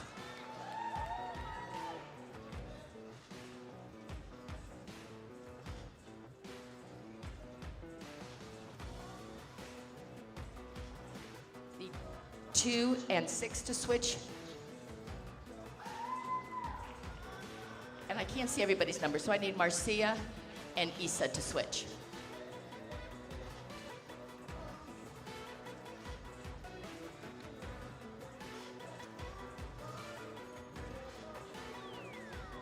Okay, ladies, do a 180, face that back wall.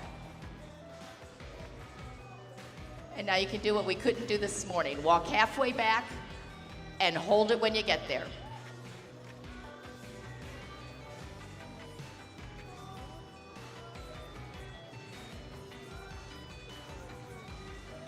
Now face forward and walk it back.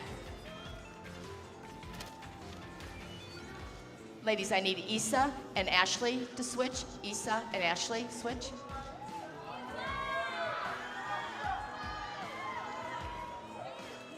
One more time, do a 180, face that back wall.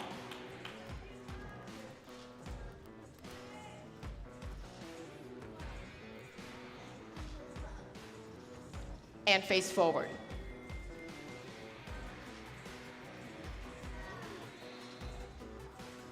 Okay, ladies, thank you very much. You take a step back to either side.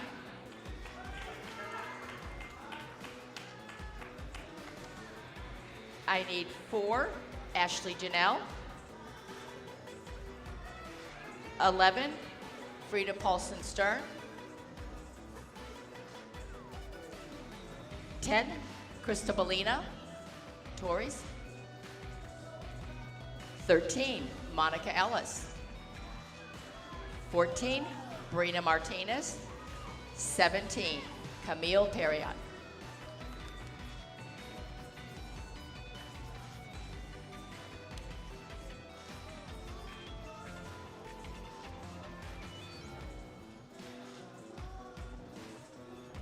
Okay, Janelle and Camille switch.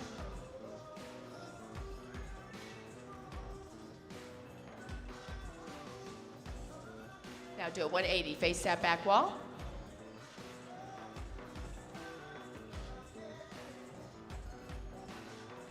Now walk halfway back and hold it when you get there.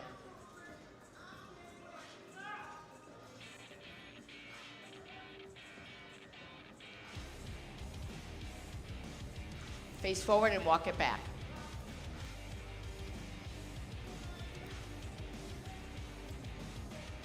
Okay, thank you very much, ladies. Take a step back to either side. I need 3, Kim Gutierrez. 5, Rafaela Malegras. 9, Sonia Lewis. 15, Eli Fernandez. 16, Karina. And 18, Jessica Palmer.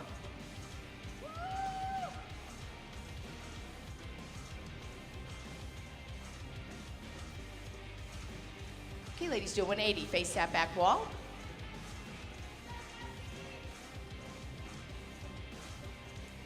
Now walk halfway back and hold it when you get there.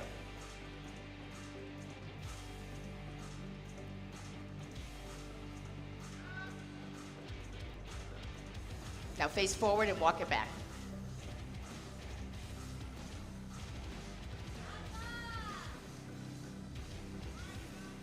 Okay, thank you very much, ladies. You can take a step back to either side. That concludes our confirmation round. Back to you, Tony.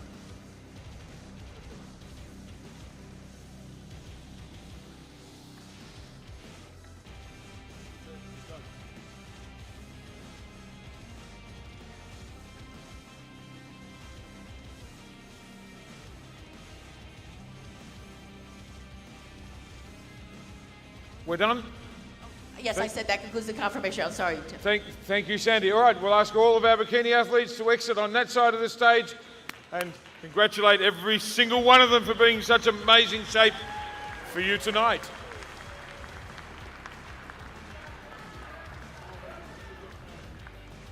As you know, ladies and gentlemen, the Arnold Sports Festival here in Columbus welcomes lots of new athletes every year. And we had a record-breaking amount of athletes compete in our NPC Worldwide Amateur Bodybuilding competitions for the chance to win their pro cards. 700 plus. And they've all been judged, and we have our winners. And our new pros, ladies and gentlemen. So I'm going to introduce them to you, and remember their names, because some of them will be up here next year. Our Masters Figure Overall, Sissy Jola. Our Masters Bikini Overall, Paula Eileen. Our Men's Bodybuilding Overall Champion, Morgan Asti. Fitness Overall, Hayley Lizenba. Our Bikini Overall, Crystal Medina. Men's Physique winner, Eric Lisboa. And our Women's Physique winner, Catherine McLaurin. Take a bow, guys, and congratulations on your achievements.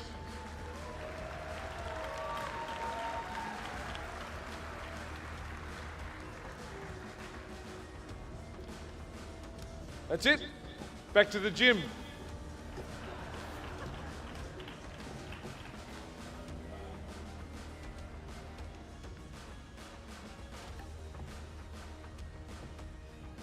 Now we have our men's physique competition. And this is a new way of doing it. It was new to the Arnold Sports Festival in 2015, and it grew and grew and grew to the point we had so many go in it. So we made a rule that you had to be in the top 10 in one of the pro shows around the world to qualify to do an Arnold Classic. And they kept growing more and more. So we've got them here tonight, our top 6 after all the judging over the weekend. And our first competitor is from Texas, ladies and gentlemen. Please welcome Logan Franklin.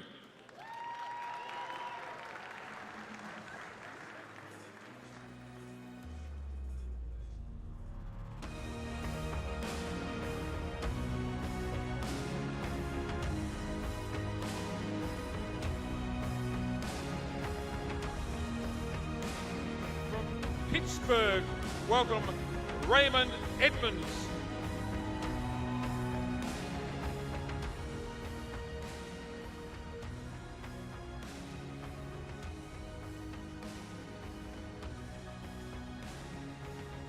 Thank you, Raymond.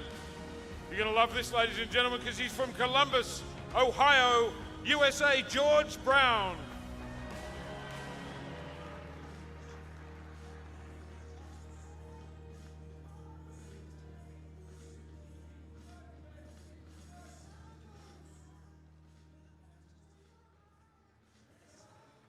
From California, San Diego, welcome Kyron Holden.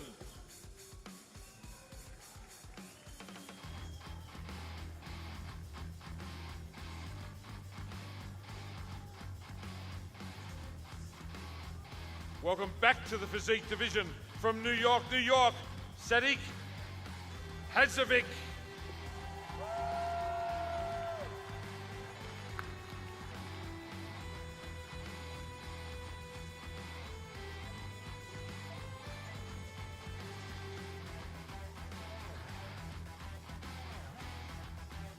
Thank you, Sadiq. From New York, New York, Andre Ferguson.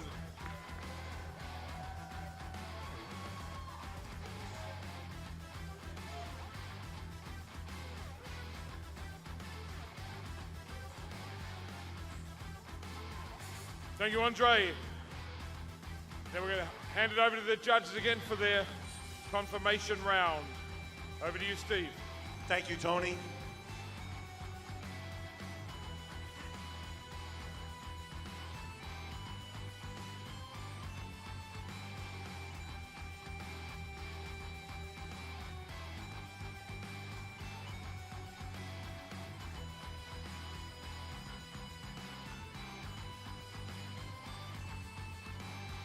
Raymond and George, switch, please. Andre, come in the middle of them, please. Right there.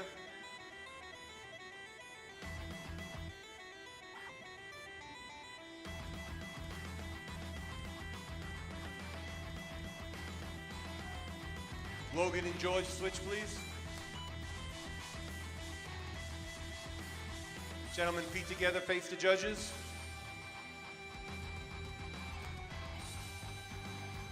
Face the curtain.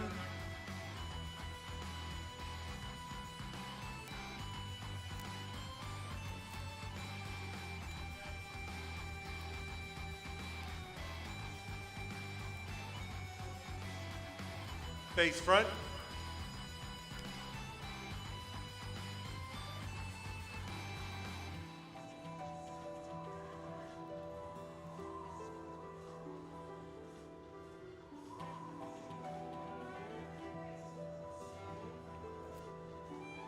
Thank you, gentlemen. This concludes our confirmation round.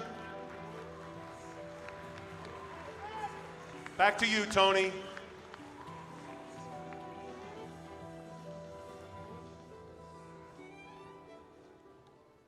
That's our physique division. They're in great shape again. They keep getting better and better. And of course, the physique round is the other round that's taken the world by storm. With that and the bikini, it's really made bodybuilding alive again. Because these bodies are achievable. Somebody can be working out in the gym and think, well, if I trained hard for a year or two, I could get the board shorts or the bikini and get up and compete and show all the hard work I've done. And then we find they graduate from there into the other divisions. The classic physique, which we had last night, it was a great new division where the height and weight are limited, so you can't be so much bigger than the other guys and you don't get all the mass monsters. We keep that for the pro bodybuilding. So there's all these new categories that's made it so much more achievable. And these categories have all got great new fan bases, which are bringing more and more people into the sport, and of course into the Arnold Classic here in Columbus. The next thing we love, the Arnold Classic, is strongman, ladies and gentlemen. Wow. Our event, check this out. Our event is now the biggest money strongman show in the world, bar none. It's moved ahead of anything else that was in the market. We now have a qualifying series right around the world. We're starting in 2 weeks in Melbourne. They can qualify to be here in Columbus. And every one of them has to do one of the smaller shows or one of the other Arnolds to qualify. In fact, Arnold himself just hosted a fantastic event a few weeks ago in Santa Monica. And they closed the whole pier off and set up all this strongman equipment on Santa Monica Pier, the historical site and the home of Muscle Beach. And the media came. It was the most incredible thing you've ever seen. It was packed. And that put our strongman event in front of thousands more new fans. And they loved it. And here at the Arnold Classic this weekend, we've had the most phenomenal strongman competition. We're going to meet some of the previous winners, and we're going to have an event on stage today, and we're going to light this place up. But I don't know how many of you are at the expo that saw what we called the Wheel of Pain. Anybody see the Wheel of Pain? Wow. This is ridiculous. It's 20,000 pounds of pressure to push that thing around. It's like a replica from the first Conan movie. And they spent months and months making it. It really is the most incredible piece of equipment any of us has ever seen. And of course, all the guys in our crew and everyone tried to push it. And you can move it like about a metre or a yard.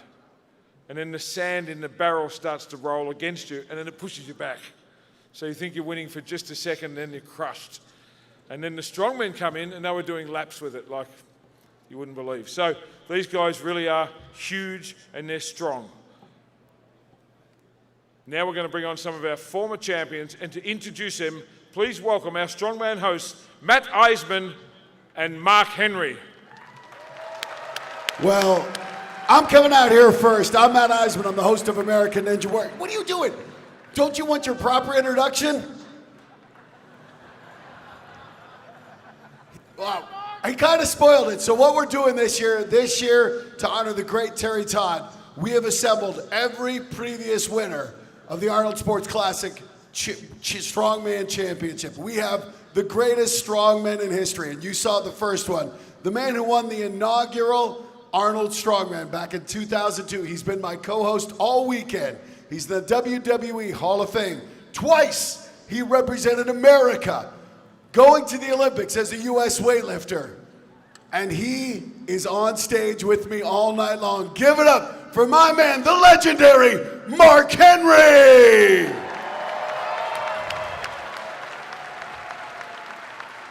Next up, I know, you belong out here. Next up, this man didn't win it once, he didn't win it twice. He won it 8 times. He is one of the greatest strongmen in history, Zydrunas Savickas.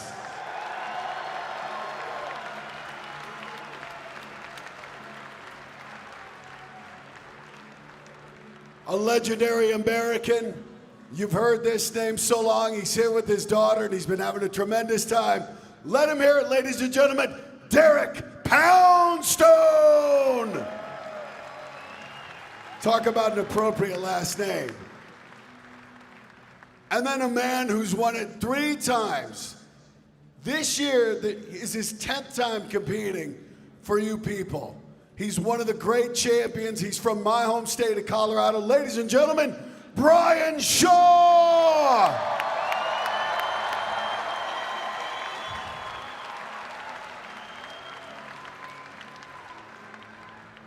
Now, unfortunately, there is one champion who can't be with us. He passed away, but we'd still love you all to honor his memory. Ladies and gentlemen, Mike Jenkins.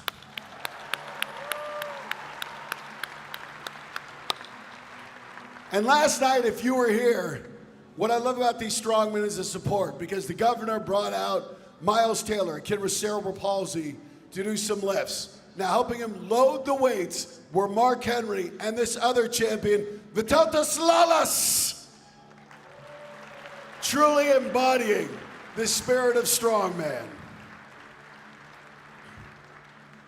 And the final champion here, the man who in just a few minutes will be competing for another title. He is one of the strongest men in history. He's known as the Mountain. From Iceland, welcome, Hafþór Julius Björnsson!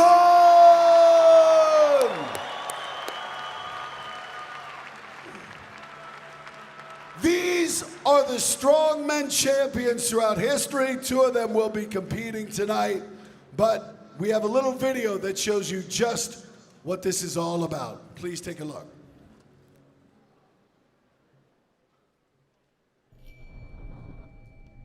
Are you ready for the strongest men in the world? They're the biggest, the baddest, one of the most athletic big men on the planet will be competing here today. And we are looking forward to a show.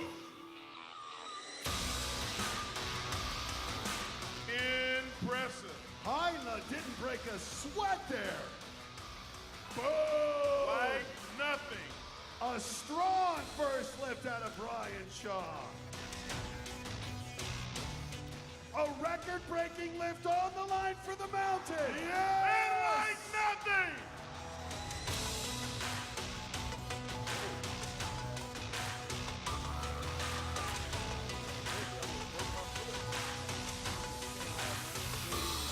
All right, ladies and gentlemen, it's time. This is the Husafell Stone Carrier.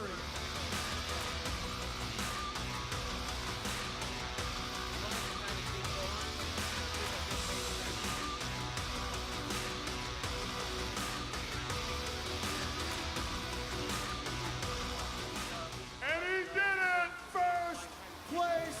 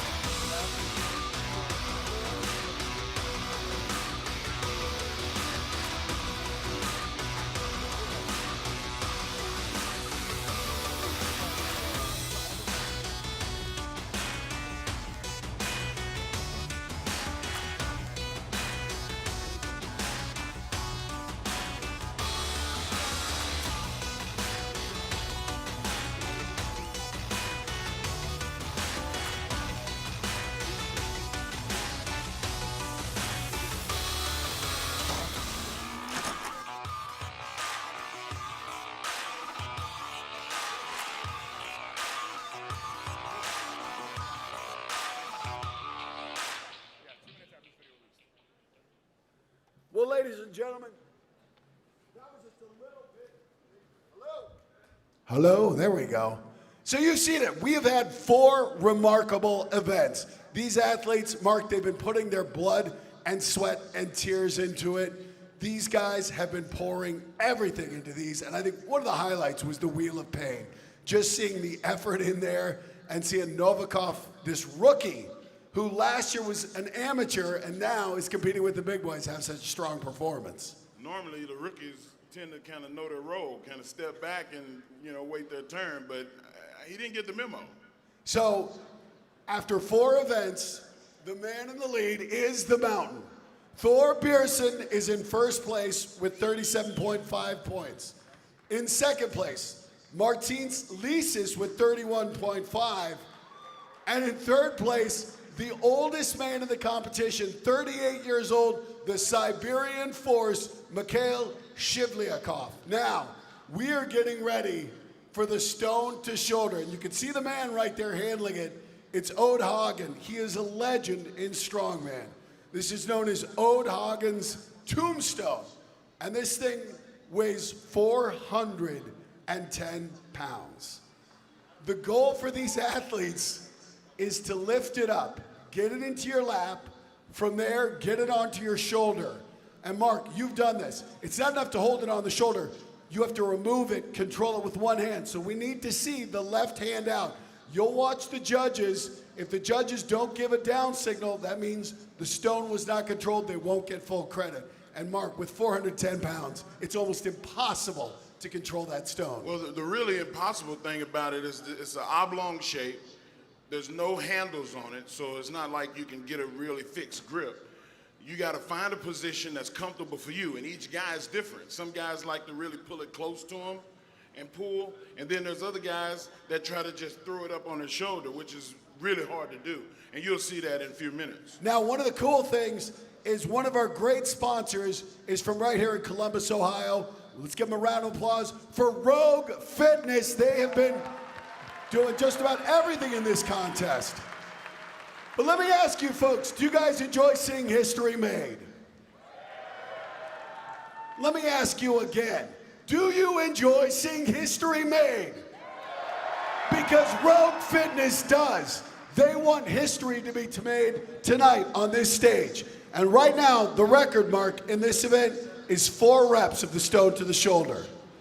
But if someone can do 5, Rogue's going big. Well, at the last championships in California, we had 2 guys that repped it out like it was nobody's business. So I'm looking forward to seeing those 2 guys because they're fresher. They're fresher. They did not have the year that everybody else did, so let's see what happens. So here's the deal.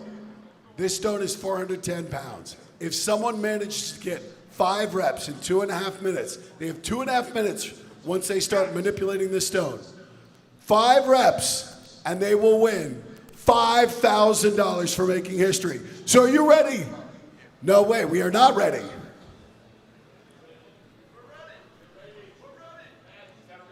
I'm ready. Arnold's ready. Told that is a real Are you ready? stone. Wait, Governor, are you ready?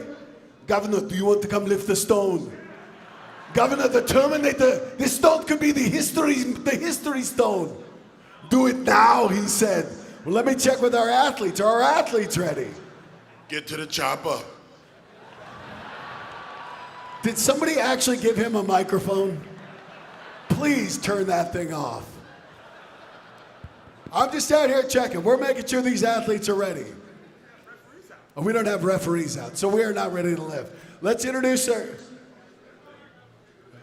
Ode Hagen, ladies and gentlemen, the man who came up with this stone. Ode Hagen, one of our judges here. He did that on purpose. Did you just drag me with the chair? I have been getting heckled by this man all weekend just because he's a 4-time world strongman, the man who introduced most of us to this sport. Ladies and gentlemen, Magnus for Magnuson! And my idol. And our third judge, Carl Gillingham, a legend in the powerlifting community. Now, Magnus is going to let us know with his arm. When his arm drops, that means it's a clean rep. If it doesn't go down, that will not be a full 4 points. You get 1 point getting the stone to your lap. You get 2 points if you can get the stone onto your torso, but you have to control it. Magnus has to have the arm down for the full 4 points. And now, you get 4 points when you get it to shoulder. And once you get it to shoulder, 4 points supersedes everything else. The 2 point and the 1 point doesn't count. If you get it to your chest and get the 2 point, the 1 point is negated. All right, ladies and gentlemen, this is the rookie I was talking about. Last year, he won the amateur contest, and he won the right to be here on this stage. He has been turning in phenomenal performances, taking second in the Husafell Stone Carry, taking second in the Wheel of Pain. He had to go to the hospital to be evaluated, clean bill of health, and he wanted to come back and compete for you people here tonight. Are you guys ready to see him? Let me say it again. These athletes feed off your energy. So ladies and gentlemen, let's make him energetic. Oleksiy Novikov. As you can see, he's kind of filling it out, seeing where he's going to take a handhold. Every guy's going to be, his handhold is going to be different. He's putting a little tack on his hands, take the sweat off. It makes it a little bit sticky, but it's not overly goopy like the old style. All right, he's ready to go. He's asking for you to back him. You can see that's 1 point lapping the stone right there. Now comes the struggle. This kid just 300 pounds. This stone 410 pounds. Fighting to get it to his shoulder. You want to see it get up?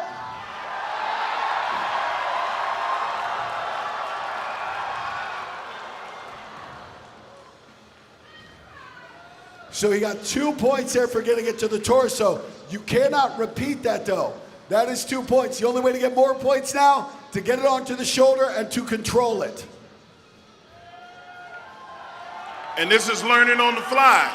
It's not like driving where you have a manual. This is something that you have to experience multiple times, and him being young and new, it's going to take a little while for him to get this done. And the mouth guard is but out. You He's can getting help down him. to business. Here we go. Oleksiy Novikov.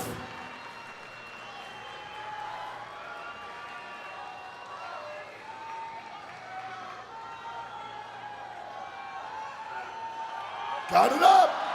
Bounce it. There you go.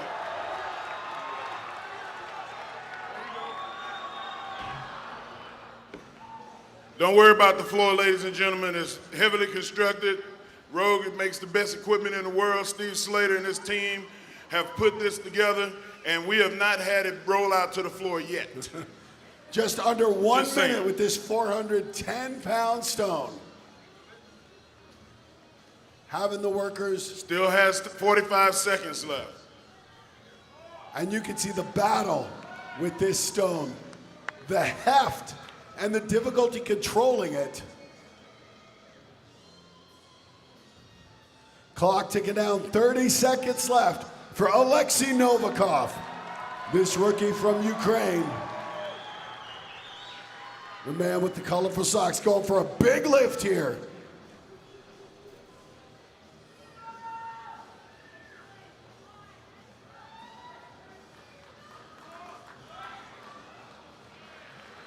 Round of applause for Oleksiy Novikov. Let's hear it for him. A phenomenal effort in his rookie campaign. One of the better techniques of handling this stone is to put it on his end at the highest point. And that was something that he'll learn in the future, and the guys were not going to tell him tonight. Well, you can see the difficulty in getting this stone up. Now, last year, only a couple of the athletes were actually able to get it to the shoulder and control it. That's how hard it is. But next up, this guy from Slovenia, 2-time Slovenia's strongest man. And he is ready. Ladies and gentlemen, let him hear it. Matjaž. Wait till you get a load of him. Matjaž Belšak. Going for this 410-pound Old Hagen tombstone. Clock has started.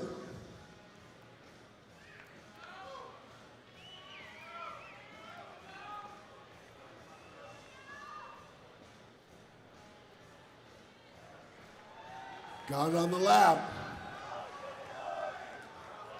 That's up. Got it. You can see him fighting it on the shoulder. Got it. That's one. And Belshock is fired up. How do you guys feel about that?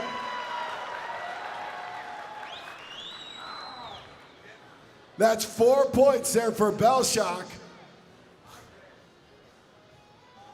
He's getting fired up. 1:48 left. This big guy from Slovenia. You see the strategy of him putting the smooth side to the floor, which is a little bit unorthodox. The round side he wants to put on his shoulder. So he's trying to pull it to him so he can get the round side on his shoulder. Makes it an easier roll to the shoulder. If you can say easy. Wrong choice of words. You think he's got another lift in him, folks? Belshock.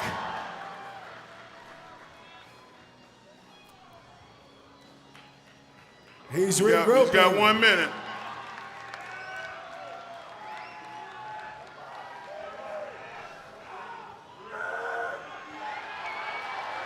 He is lifting more than a refrigerator here. 410 pounds.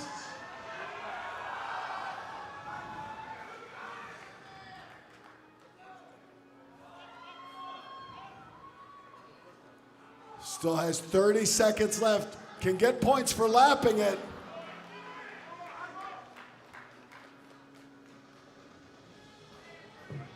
He is going to take every second, leave every ounce of strength on this floor for you people.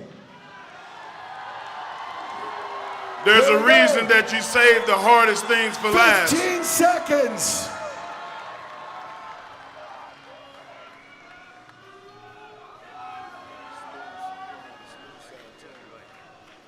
Mariusz Belshock got the 1 rep, 4 points, a tremendous effort.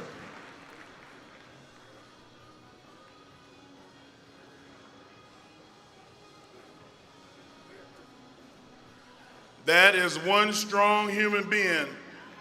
The way that he lapped, the way that he got the shoulder at first lift. Talking to Og said he had never seen anybody lift it that style. We just had an update.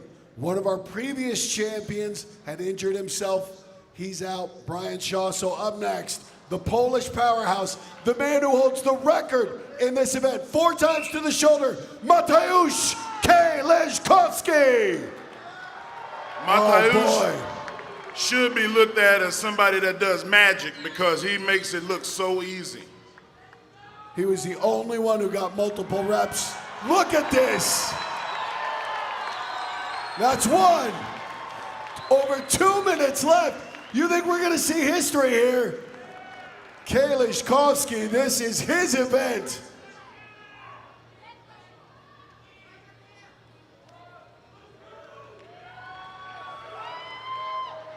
Look at that, how easily he lifts that stone. Oh my! 2! We can feel the entire floor moving when he drops that stone. 2 reps, still 1:30 left to go. You notice he puts the flat side to his body.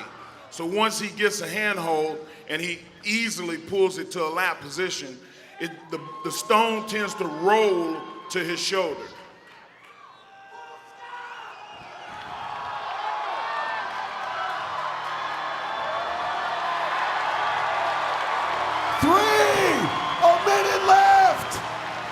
He's still got a minute left. Are we sensing something great here? You are seeing something that is not average, even for the strongman. This is superior strength and a level of detail that we haven't seen in a long time. 52 seconds left for 2 reps for history. Looking to break his own record. You want to see it? Let him hear it. Let him hear it. 30 seconds left. They're going to reposition the stone. Get on your feet Everybody up. This is history right This here. is not normal. 20 seconds. Why are you sitting? 20 seconds. You got this, Mateusz. You got this, big guy. 15 seconds. Let's do it. Come on. 10 seconds. You got it. Let's go, Mateusz. Ladies and gentlemen, rise to your feet. One of the greatest lifting exhibitions ever done.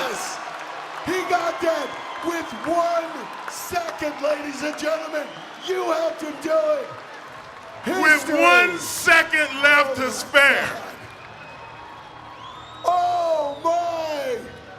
We've been saying it all weekend. Are you not entertained? 5 reps. He has the mark, but keep in mind, a couple more athletes get their shot. Right now, from Estonia, Arnold Classic.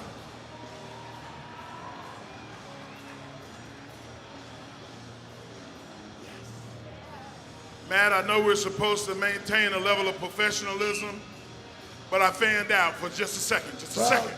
Let's see if Heinla has it in him, folks. Heinla been so strong this competition.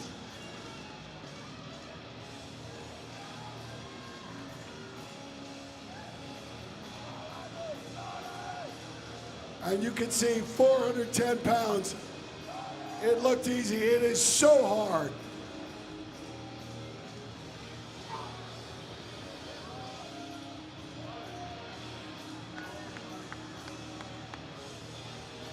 Hagen offering some advice. It's very difficult to lift away from the flat side.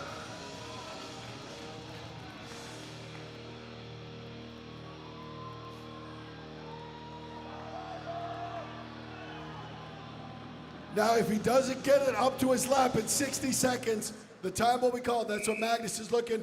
A great effort out of Heinlein. Great effort. So now, we're down to the top 3 competitors in the standings right now. Up first, out of Russia, you'll recognize his trademark, black beret. A beret here is a member of the Special Forces. This guy, the oldest man in the competition, 38 years of age, but he has been wowing us all weekend long. Ladies and gentlemen, Mikhail Shivlyakov. Old in a lot of sports means you're done. Old in the strongman game means you're experienced, you're seasoned, you understand what needs to happen and how it needs to happen. And this guy definitely knows how to get it done. And so, Mark, right now they're putting a little tacky cloth on there for grip. Those shirts provided by Rogue have a little extra grip as well.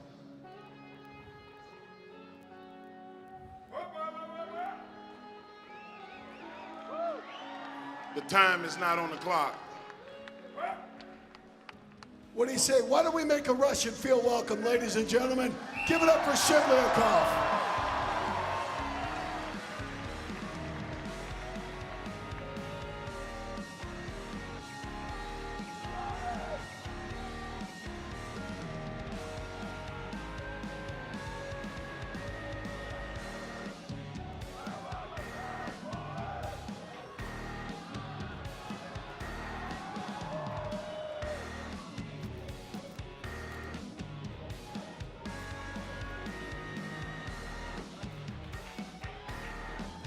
Hagen offering tips. 30 seconds left to get this stone in the air. Yes.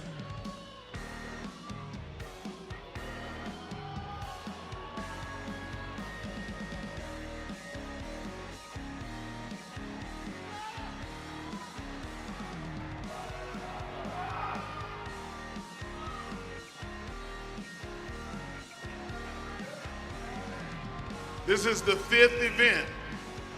And that's it. 60 seconds to get it up.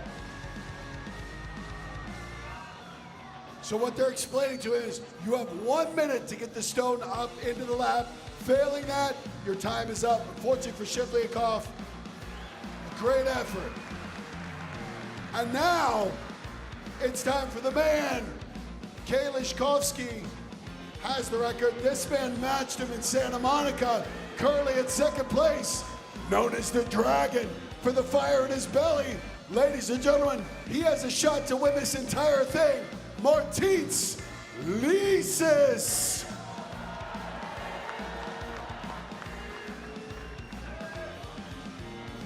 Martins has an unbelievable energy level. One of the few guys that I've just become a real strong fan of. Also makes things look really easy. Oh my, that's one.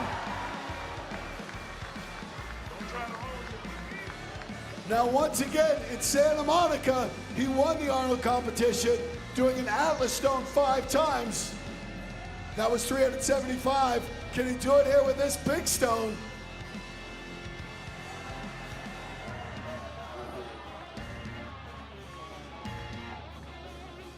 Got it up, and look at that power. That's 2, watch it, watch it. Okay, Arnold.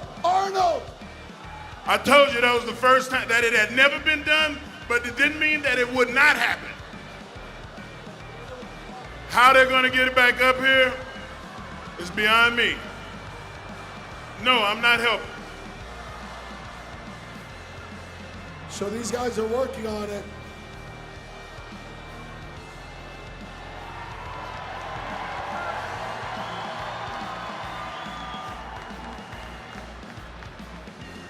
Unfortunate for him, the clock is still running.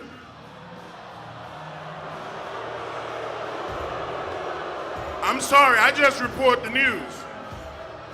1 minute 2 left.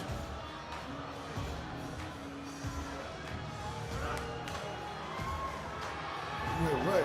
Just wait, do you want to stop?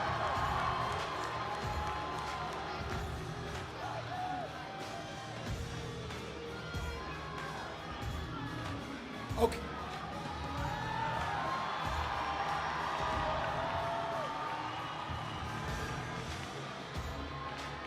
Give him some energy, folks. Let him hear it. So we just got word. There is more time on the clock. The governor called it. Lisa's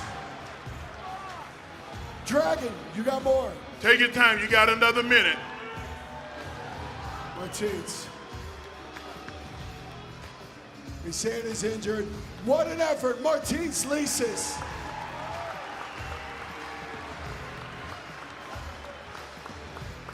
I thought that Magnus was gonna stop it like the Matrix. He was gonna. Yeah. Arnold, stay in your seat. The stone will get itself, okay?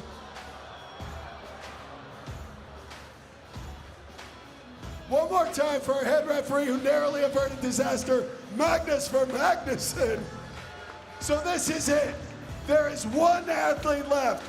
He is the defending champion, and he is currently in first. Are you ready for the mountain? 6 feet 9 inches, 440 pounds from Iceland, Hafthor Julius Björnsson.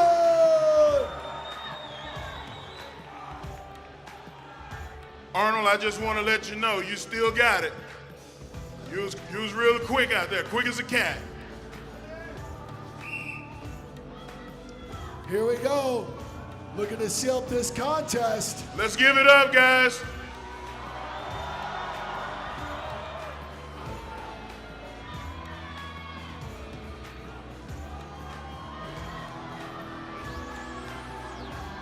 Björnsson fighting for grip.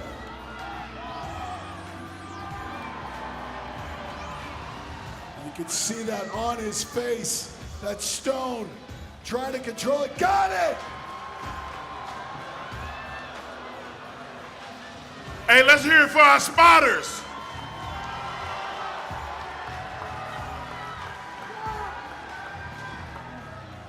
Hafthor knows that he's already placed, that he's got a substantial amount of points. Give it up. And it's in the bag. For the mountain, Hafthor Björnsson.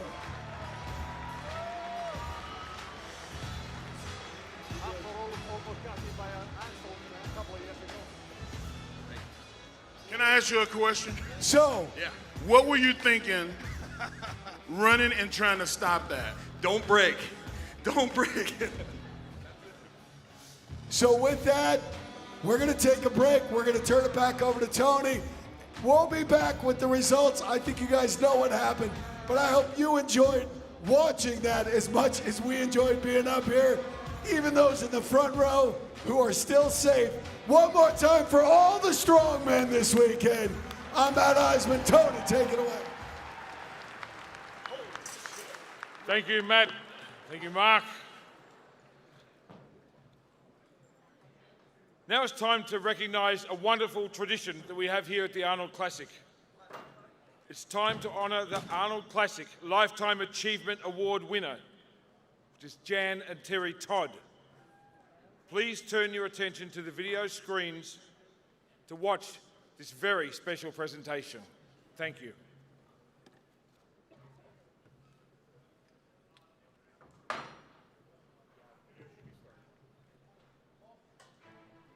This year's Lifetime Achievement winners are Drs. Terry and Jan Todd, who together and individually made enormous contributions to the world of fitness and strength. They raised the public's understanding of the value of all forms of strength training through their personal lifting accomplishments, their books, numerous articles, and documentary films, as well as all they have done to preserve the history of strength sports. Dr. Terry Todd began as a tennis player, earning a college scholarship to play for UT Austin. In the summer after his high school graduation, he began training and then kept lifting in secret as he also played varsity tennis at UT. Although he was ranked #1 on the team by the end of his freshman year, his tennis coach kept telling Terry that lifting would make him muscle-bound, and so Terry quit the team in his junior year and focused his energy on competitive weightlifting. Terry won the Junior National Olympic Weightlifting Championship in 1963 and then switched to the new sport of powerlifting, winning the first men's national championships in 1964 and the first senior nationals in 1965. Over the course of his career, he would go on to set 15 world records in powerlifting and was the first to officially squat 700 pounds and to total 1,600, 1,700, 1,800, and 1,900 pounds. Terry was also one of the first people to write about the sport of powerlifting, and his insightful, dramatic articles in the Muscle magazines and later Sports Illustrated helped powerlifting develop its unique identity as a sport.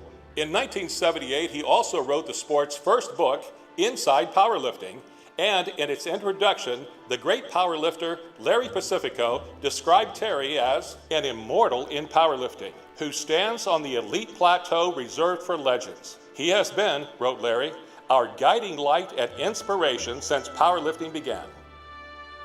After finishing his PhD in 1966 with a dissertation on the history of weight training, Terry began teaching as a university professor while continuing to work as a journalist and sports promoter. In addition to his work for Sports Illustrated, Terry served as a broadcaster for both NBC and CBS, was involved in the early days of the World's Strongest Man contest, created and promoted the Strongest Man in Football contest for CBS for 3 years, and also opened the National Strength Research Center at Auburn University.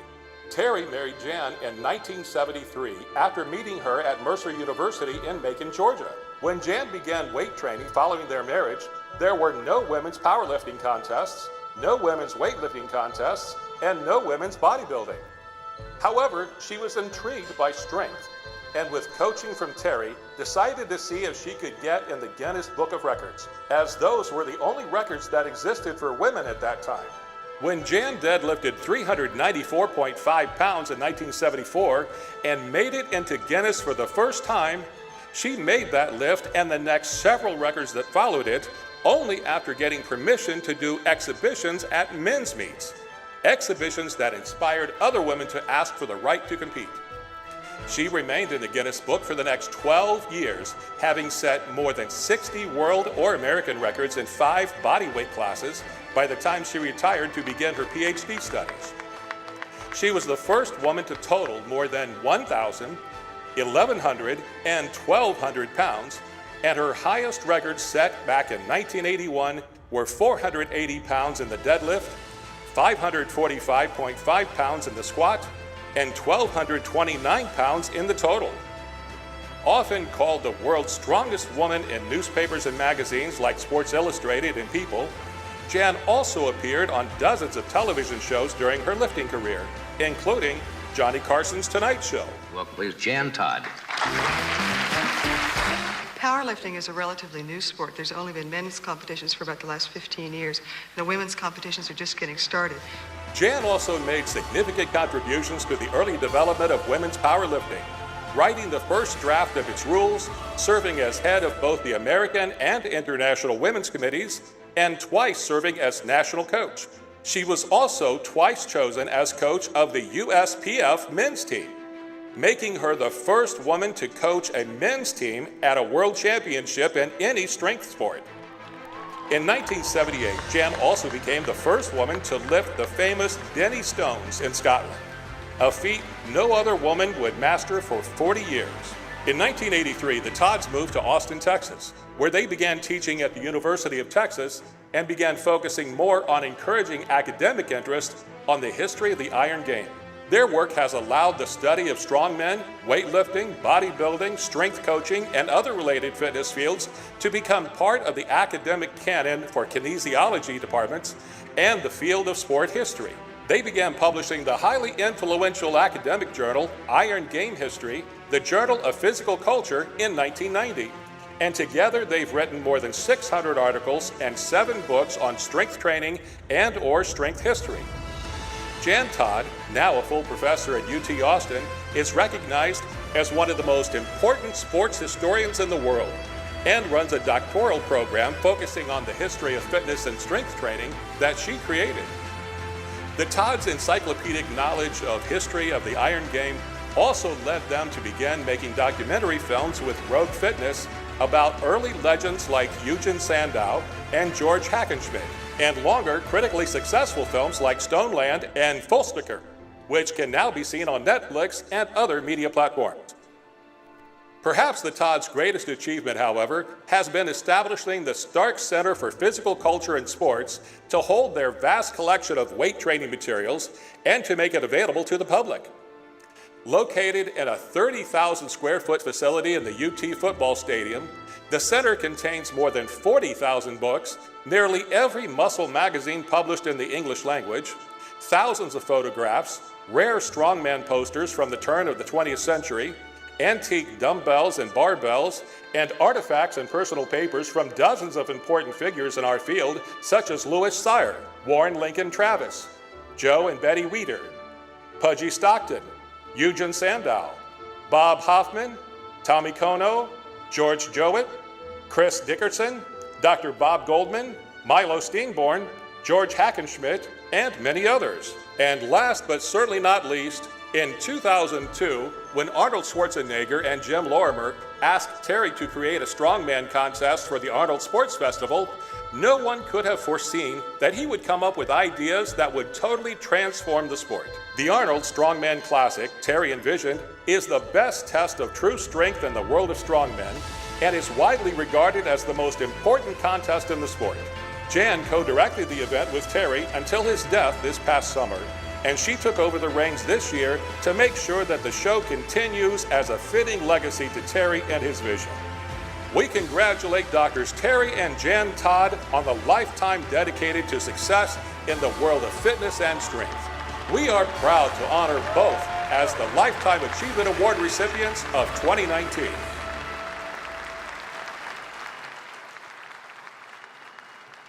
And join me in congratulating the recipient of this year's Lifetime Achievement Award, Jan Todd, and the award to be presented by Arnold Schwarzenegger.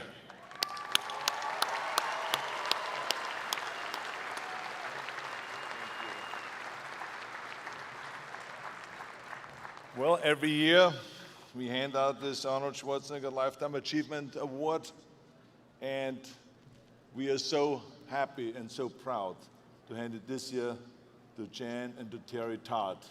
Because as you have seen in that video, there is no one that has done more to promote the sport of powerlifting, weightlifting, bodybuilding, and strongman competition than this couple did. And it is absolutely extraordinary the kind of work that they've done to publicize, to promote it around the world.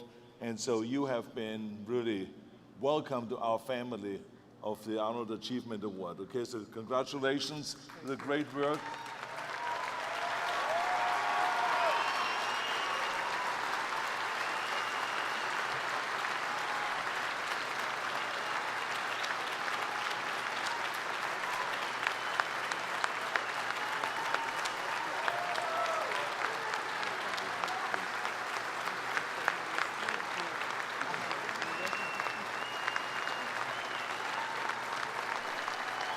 Thank you.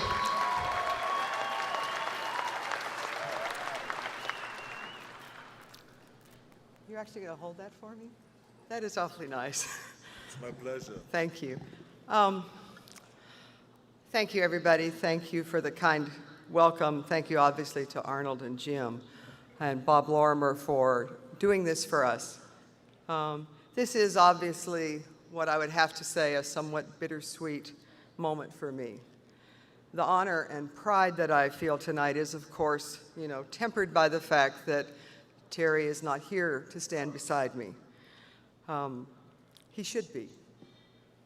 I think it would not be wrong to say that I think in many ways kind of, to me, an extraordinary life that we lived together and the various things that we accomplished, these were almost all inspired by the fact that Terry had what I would always refer to as a rather overactive imagination.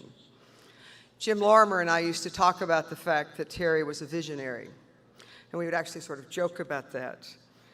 And as Jim knows, my job, Terry would think up the big ideas, and then my job was generally to come along behind him and kind of figure out how can we make these things work. And this was sometimes not always easy for me because Terry had no shortage of visions. And a lot of time those visions came one after another, sort of like somebody else I know who's kind of standing right behind me here. And all of a sudden you're tackling kind of multiple things simultaneously.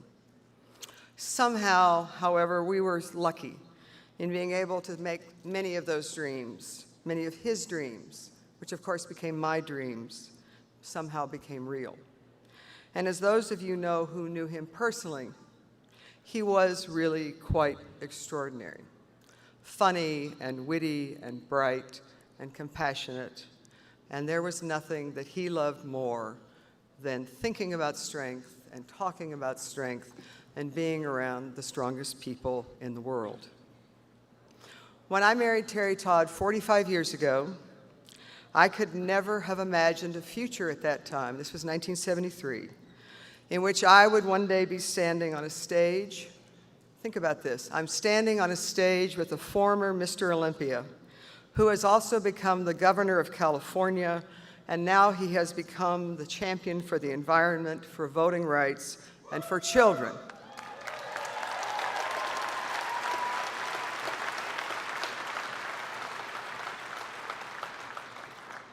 Our world has changed in our lifetimes. And nor could I have imagined that I would live in a world in which women would be able to lift a 165-pound dumbbell over their head, not just once, but twice. And we didn't have one woman do that today on the stage of the Expo Hall, we had two.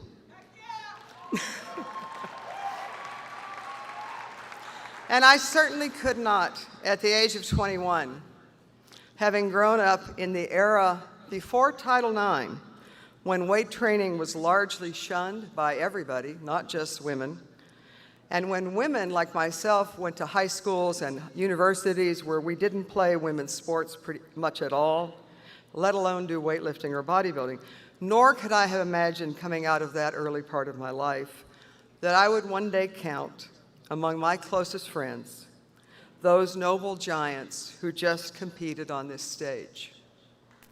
Men whose strength and courage inspires me to come back here year after year, even though, as you might imagine, most of my academic friends at the University of Texas don't really understand why I do this. But Terry did. Terry loved the fact that Jim Lorimer and Arnold had faith in his judgment and that they had given him a truly rare opportunity to create this unique contest, which we all know as the Arnold Classic. It is probably better to let others say whether this event has truly changed the world of strength, but I would note that if the social media is any indication of things this weekend, and no doubt Snapchatting is helping a little bit with this, it has at least created considerable excitement and interest in the sport of strongmen. And based on what I'm reading online, a lot of people have been very inspired by what happened here in Columbus. When this part of our life began and we did our first Arnold Classic in 2002, it obviously, and it wasn't a perfect success, but over the years we tried to live up to the model that Jim and Arnold embraced for themselves. And every year we tried to find ways to make it better. My aim, as I took on the task of directing the show this year, was to once again try to make the show unique and special.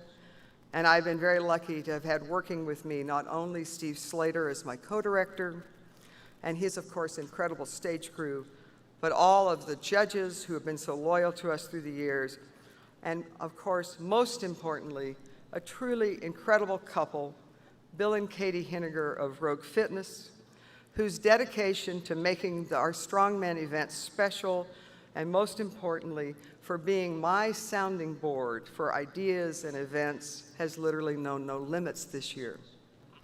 I think if you saw it today, the building of the incredible Wheel of Pain, the recreation of the Husafell stone, did you realize that they actually flew basalt all the way from Iceland so we could carve it and make an exact replica? No one else that I can imagine would have possibly done something so extraordinary for a simple strongman contest, except Rogue and the Hennigers. And I want to just say how very, very grateful I am to them, because they have allowed us to do something, I think, quite wonderful. And so in closing, let me just simply say how grateful I am to all of you for this great honor, to Arnold and to Jim and to Bob. And I want to, once again, or maybe I should say one last time, give Terry a chance to have the last words. I want to close with something that he used to say to me sometimes at the end of a long day, or when we'd had something that maybe wasn't going quite right, and you're sort of looking at each other as you're getting ready to go to bed, and you're wondering, why do we do this? And he would sometimes say to me, it's a good life if you don't weaken. And he never did. And neither should you. And so I thank you again. I am deeply honored, and I hope to see you all again next year.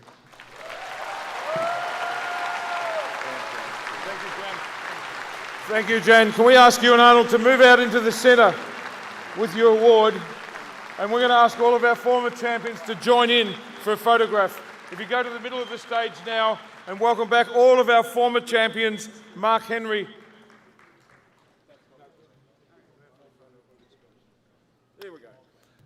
Mark Henry, Zydrunas Savickas, Derek Poundstone, Brian Shaw, Vitalis Lalas, and Hep for Julius Bjornsson. And this award and photograph is in honor of Terry Todd and respect to Jan and Terry.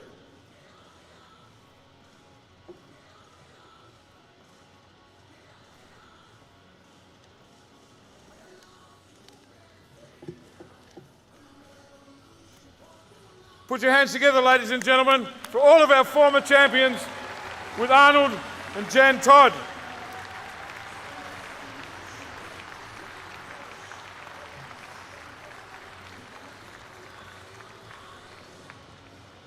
Thank you, gentlemen. Thank you, thank you, thank you.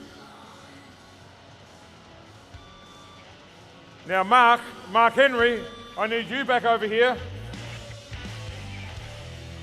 Mark, back to work. Let's welcome back Mark Henry and Matt Eisman for our Strongman Awards. Thank you, Matt. How about that contest we saw with the Strongmen tonight, ladies and gentlemen? That was the final event, and what a way to finish it. So now, it's time to acknowledge all of our competitors. And we're gonna go in reverse order. So in 10th place, receiving a check for $2,000 from Rule 1 Proteins Rivalist, and Chris Kromek will be presenting that check. If Chris will come out. 10th place finisher, Jean-Francois Caron.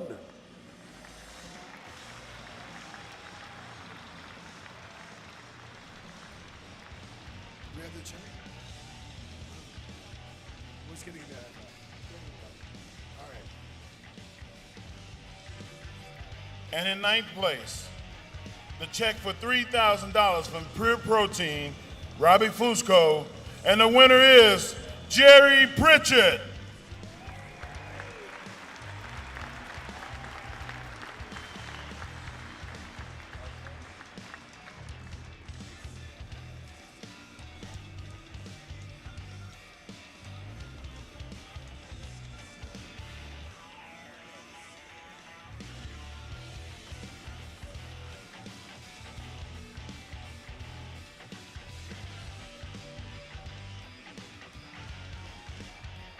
In 8th place, receiving a check for $4,000 from Metrex, Taylor Creed will be presenting it. The 8th place finisher, the 3-time former champion, Brian Shaw.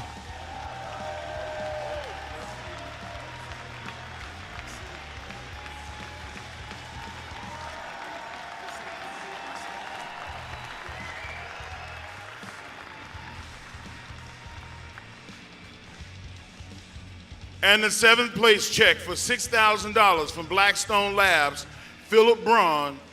The winner is Alexei Novikov.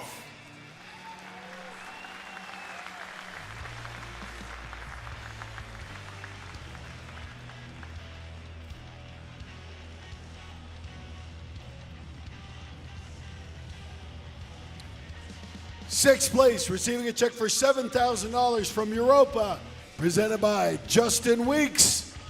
The winner is Rano Heinla.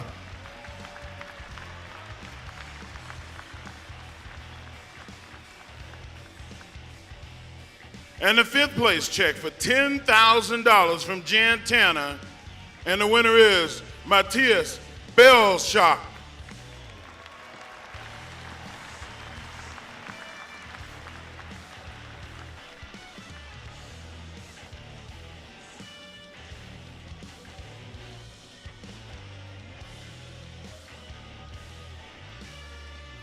Fourth place, receiving a check for $12,000 from Optimum Nutrition, presented by Sarah Teeter. The winner, Mikhail Shivlyakov.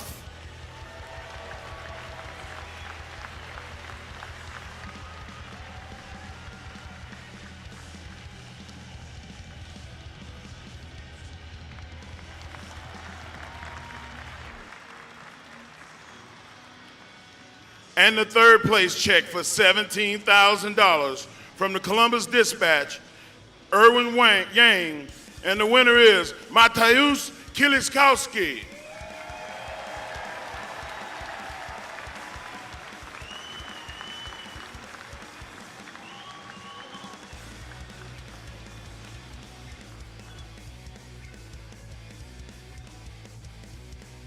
And in second place, receiving a check for $22,000 from Monster Energy Muscle Monster, presented by Natalie Eva Marie. And the winner is the man who almost killed the governor with the stone, Martins the Dragon Lises.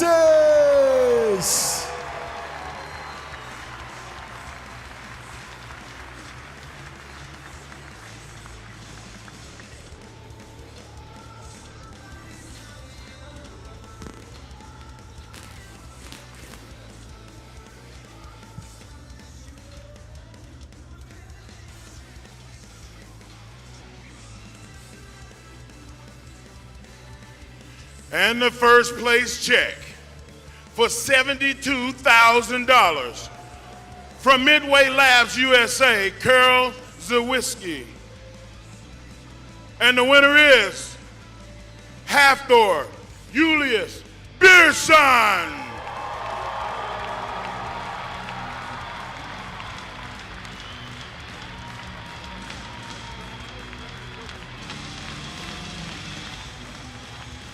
And with the trophy, the governor, Arnold Schwarzenegger.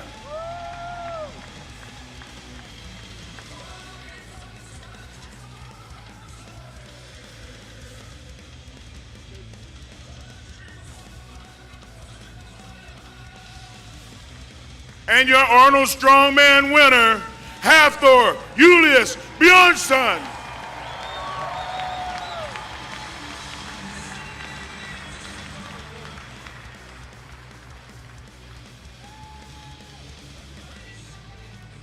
Hafthor, tell me now, what was the toughest of the disciplines today, or the last 2 days? Was it the wheel of pain, or was it the stone lifting out here, or the deadlift, or what was it? Before I answer that, guys, I would like to start by saying this. Sorry, Arnold. I want to dedicate my title, to a guy that believed in me when I didn't, the great Terry Todd, in the memory of Terry Todd.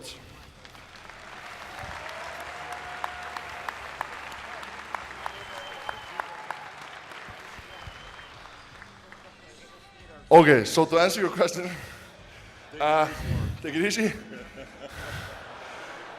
What was probably hardest during this competition was definitely the 501 kilo deadlift that I tried but failed. Failing is never a good thing, but I gave it my all. Got up to my knees, but I wasn't able to finish the lift. But yeah, that was probably, the toughest lift of the weekend. But yes, the wheel of pain was a hell of a pain. Now you know what I went through when I did Conan.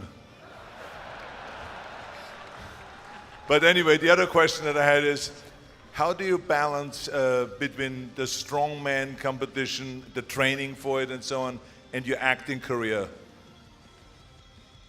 It's all about just, you have to have a great schedule and plan ahead. What I do,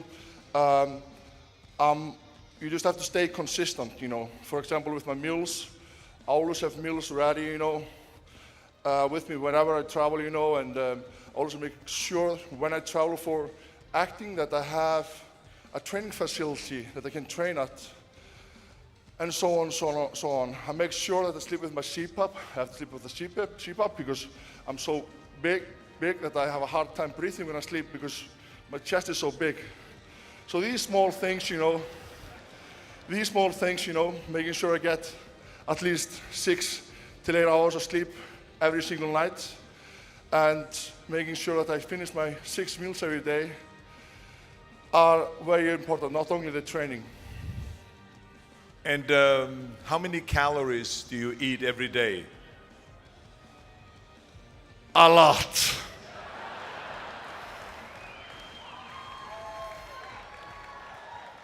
So you don't want to say a number. Is it 10,000? Yeah, it's roughly 10,000 calories. I eat a lot every day, a lot of steak and rice, some sweet potatoes, meat-wise, mostly steak. Very nice. Write that down, okay, guys? And then what are you going to have for dinner tonight when this is all finished? Steak and a potato.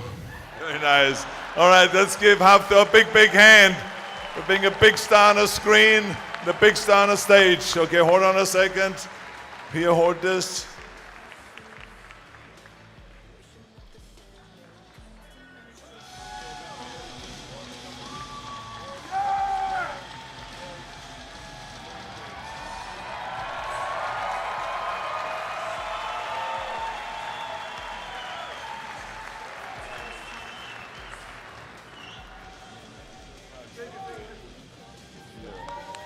Thank you, Arnold. Thank you, Thor.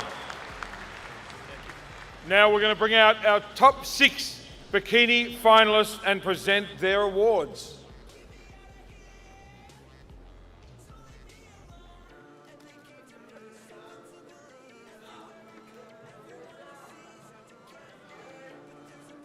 There they are, ladies and gentlemen. Presenting our 6th place award, check for $1,000 and a trophy Representing Blackstone Labs, PJ Braun, and from MetaX, Taylor Creed, and that goes to Laurelie Chapados.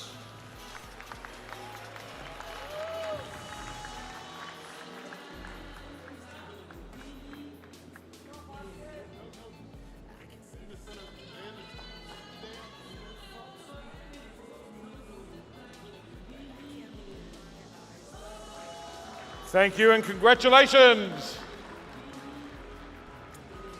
Presenting our next award for 5th place, check for $1,000, flowers, and a trophy from Rickard Automotive, Rickard, and from VPX, Phil Williams. And that goes to Marcia Congalvez.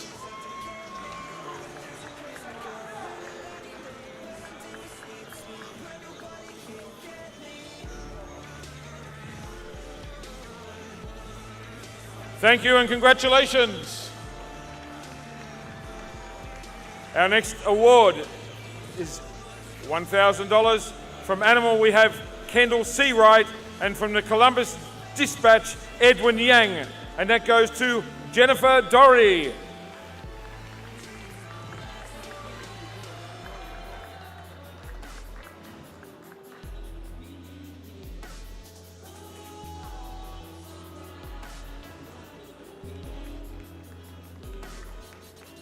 Thank you and congratulations. We have from Optimum Nutrition, Sarah Tita, and from Jantana, of course, Jantana, with a check for $2,000 and a trophy for 3rd place, and that goes to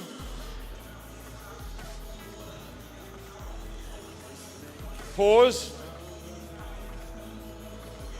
We're back, and that goes to Ashley Coltwasser.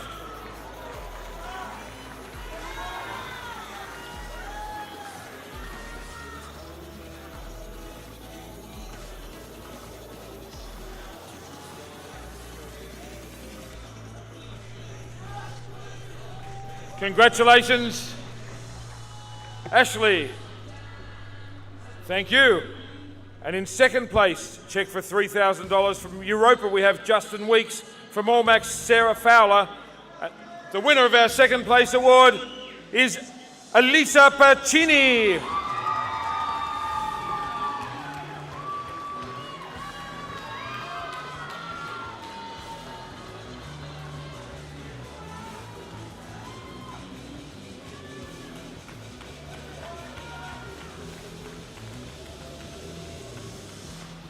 Thank you and congratulations, Elisa. And a check for $7,000.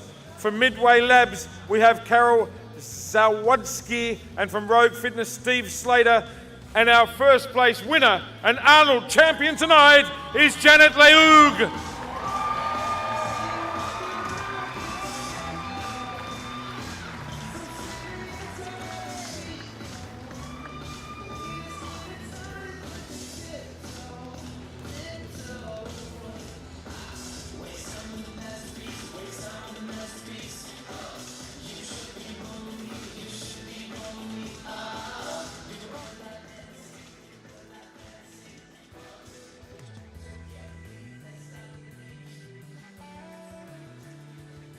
Well, Janet, congratulations. How does it feel winning? Incredible. This moment means so much to me. This was my pro debut in 2014 and my 6th year competing consecutively here, so it means so much to me. Terrific. Now, let me ask you something. Come over here. Don't run away. How many calories do you eat every day? Not as many as I want to. Well, how many? Like 1,000?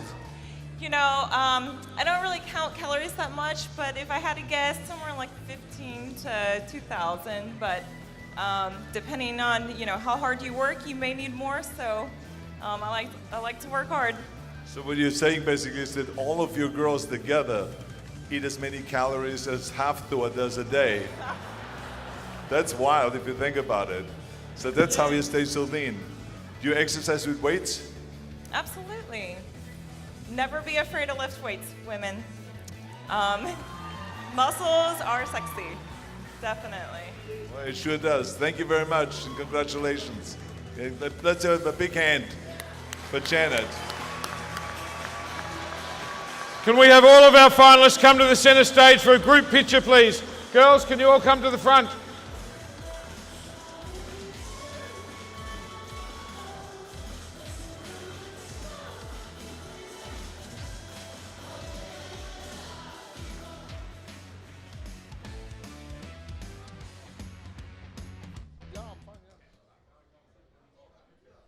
All right, Bob Chick backstage, and we're here with the now two-time champ at the Arnold Classic Strongman, Hafthor. Congratulations. Thank you so much, my friend. Thank you so much. Tell me about this stone, man. I mean, this thing just looks impossible to pick up. Now, obviously, you were ahead in the point, so you didn't have to go crazy out there. But, you know, one time on the shoulders and up. But how awkward is that? It's very awkward. It's the balance, you know. You have to have your grip at one right position, you know. If you don't hold it correctly, the stone will make it very hard for you to lap it. So it almost made its way into the second row of the audience off the stage on that one guy. Yeah, it's also a dangerous stone, you know, almost killed people. But you know, it's a tough stone. I was leading with 6 points going into that event, the last event. I knew I only had to lap it, but I put it up to the shoulders for the people. Now, for those who weren't watching, they recreated the wheel in the Conan movie. How tough was that? That thing looked brutal. The wheel of pain event, that was real pain, you know.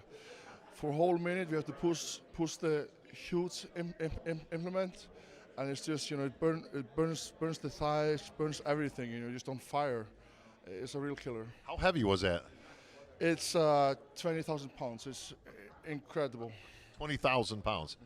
Now, usually, I mean, you guys have obviously done truck pulls and tractor, you know, and all that kind of crazy stuff, but that's a little bit different than this, wasn't it? It is different, you know. We've never done an event like that before. We've pulled some sleds and stuff like that, but this is different, you know. They're inside a black big barrels. There is sand inside it, so when you push it, it actually wants to push you back because sand is moving inside, so it's moving like this, you know, like a wave.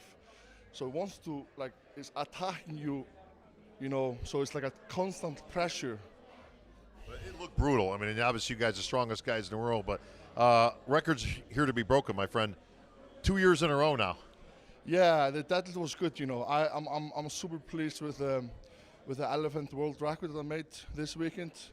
I tried 501 kilogram. Made it up to my knees. Then just, you know, I didn't have enough power. Actually, my left foot slipped a little bit. I think that might have, you know, caused something, but you know, I'm happy overall. You know, I did a world record. I won the contest. You know, why am I complaining? You know, I should be smiling. And you're smiling big. The Mountain, once again, two-time Arnold's Strongest Man competition, the world's strongest man. Congratulations, Hafthor. Thank you so much, friend. Logan in great shape tonight. Our third place being presented by Phil Williams from VPX and Rickard from Rickard Automotive. And the winner of the third place award tonight is Kyron Holden.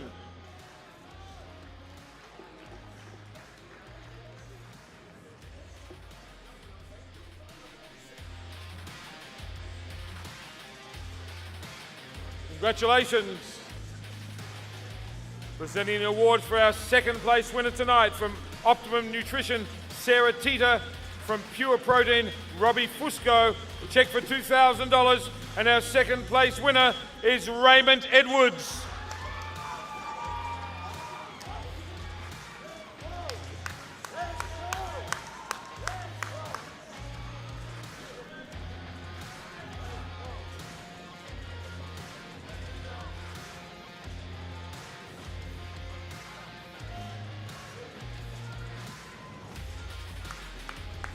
Congratulations, Raymond.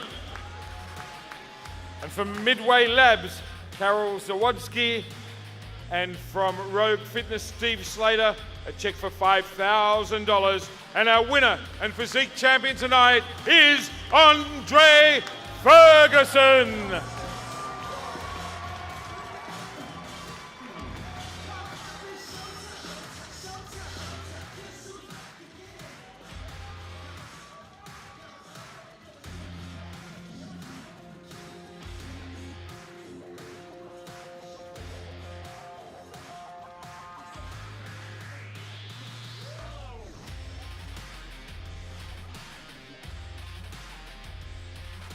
So Andre, what's the trick here to win this competition?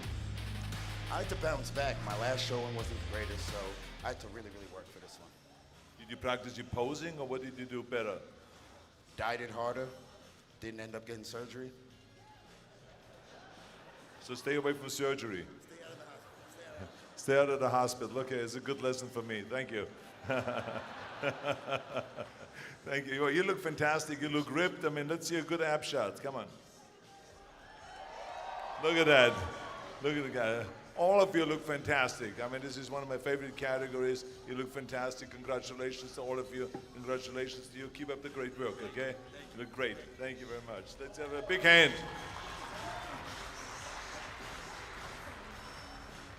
Let's get all of our winners together in the middle for your photograph. For all the media around the world, congratulations to all of you. Well done.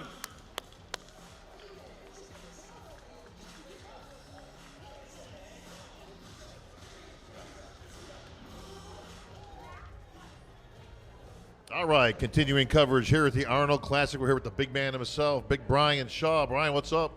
How we doing? I'm doing all right, man. You're doing all right, but man, everybody was looking for the big, the big moment where it's going to come down with you and the mountain and this and that, and unfortunately that didn't happen.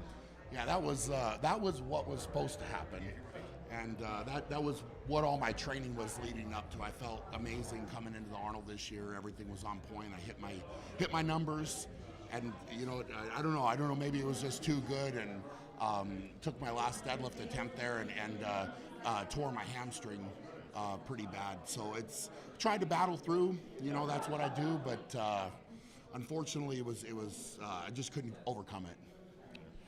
Brian is a Red Con 1 athlete, and we've been talking the whole time. And as I was walking into the expo, one of your training partners came up to me and he said, man, every single thing is on this time. Every time Brian competes, there's always something like a problem or an issue. This time, Brian is 100%.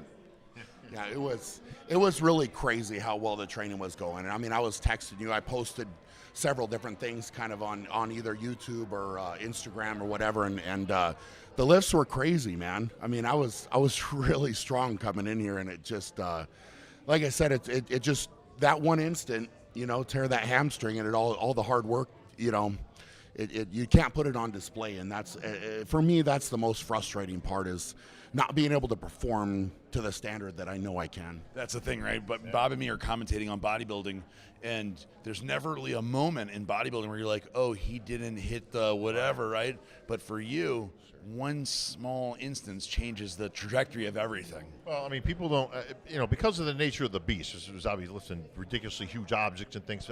I don't, people that don't know any better don't know it's such a precise sport.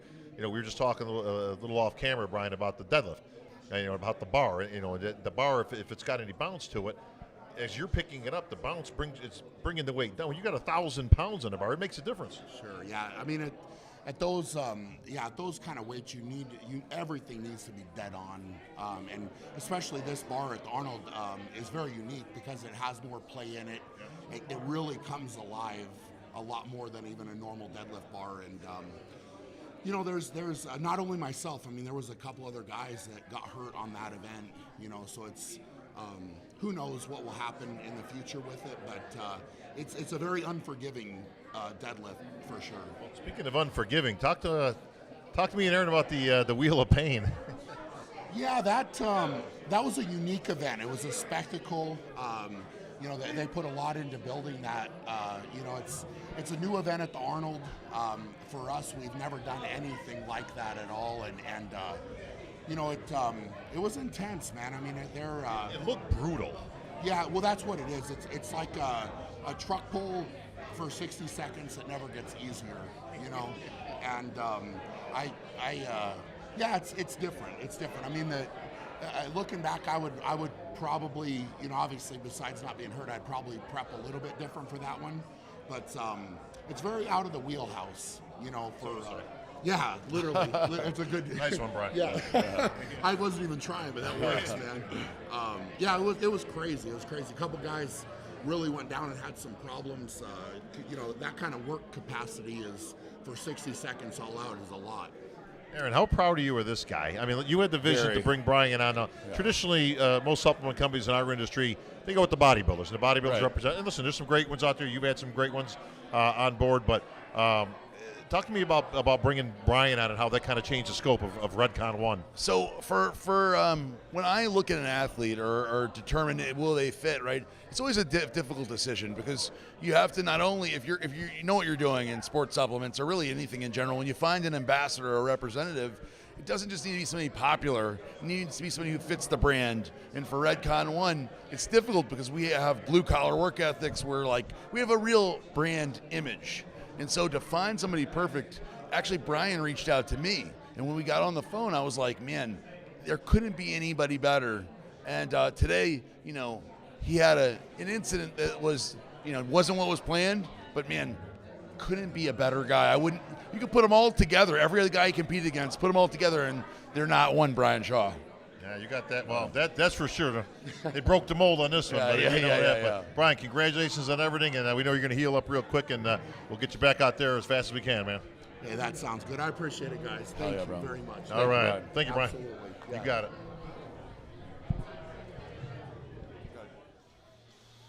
Yeah, that's another one of my favorites. Look at that. Look how long he can hold the pose. Look at that. He really trained. Congratulations. Wonderful. Fantastic. Yeah. Let's give him a big hand here. Most muscular man in the world. Thank you, William. Thank you, Arnold.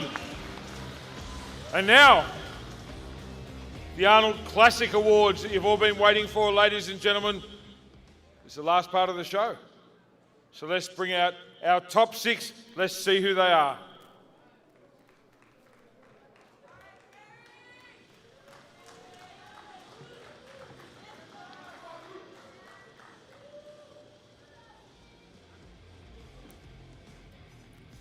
Presenting the 6th place medal, Rickard from Rickard Automotive and Natalie Eva Marie from Muscle Monster. And the winner of that $10,000 check in 6th place, Steve Kuklo.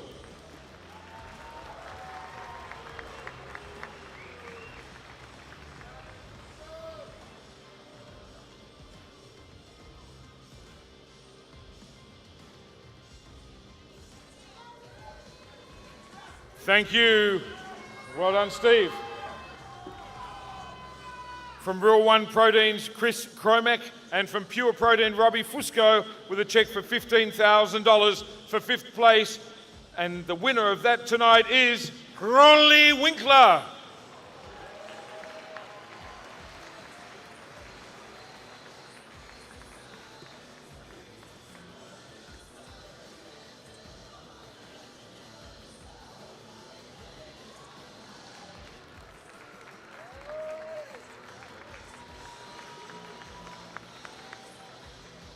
Congratulations, Rolly. From Allmax, Sarah Fowler. From Blackstone Labs, PJ Braun.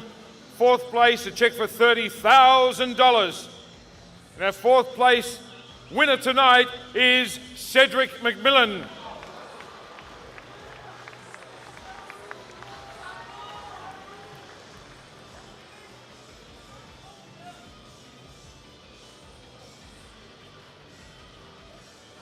Well done, Cedric. Presenting the 3rd place medal from Europa, Justin Weeks, and from Animal, Kendall C. Wright. $50,000. There's a new kid in town, ladies and gentlemen, Luke Sando.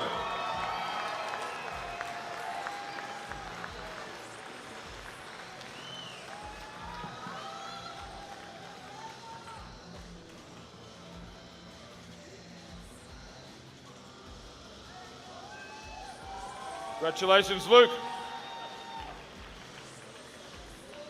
Our 2nd place medal from VPX Sports, Phil Williams. From Jantana, we have Jantana, $75,000. In 2nd place tonight, ladies and gentlemen, William Bonack.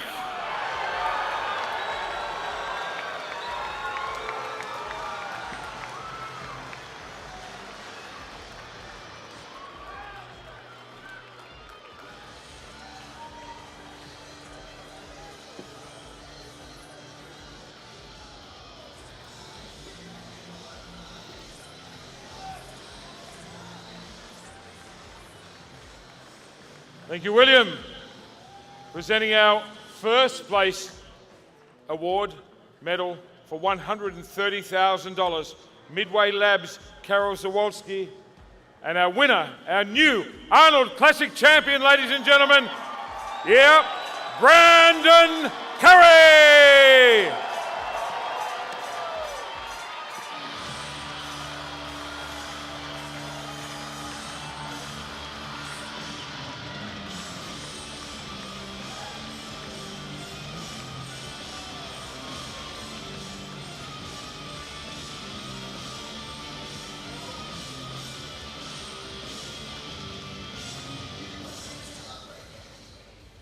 So let's hear it. What made you so perfect?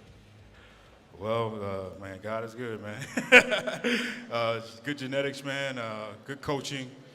Coach Abdullah, Oxygen Gym, Battle Die.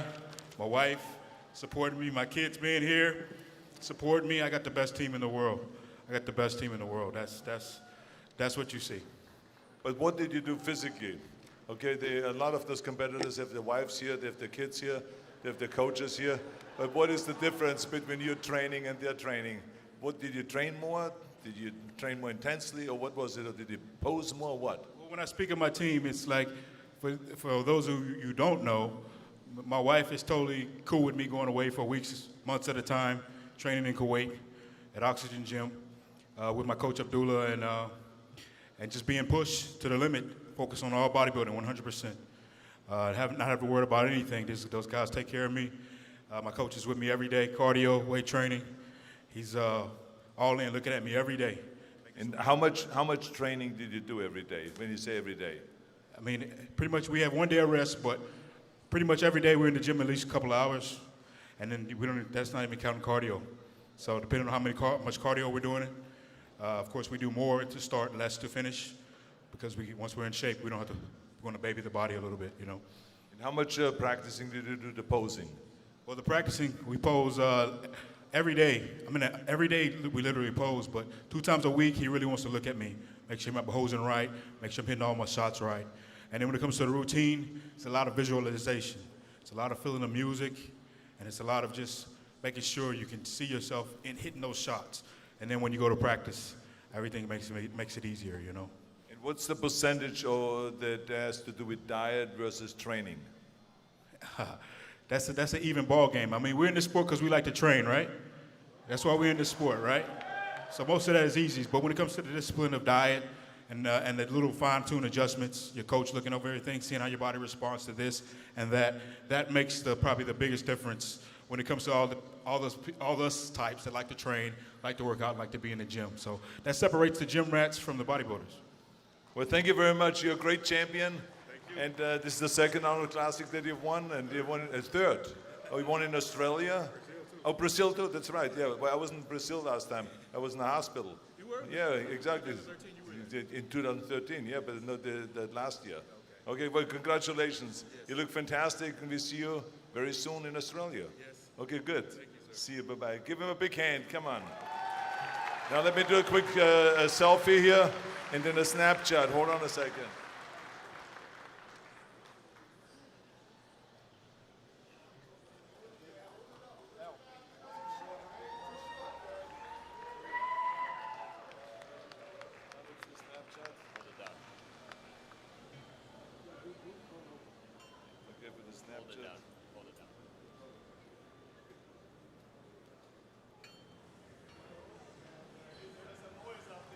Come on, ladies and gentlemen, let's light it up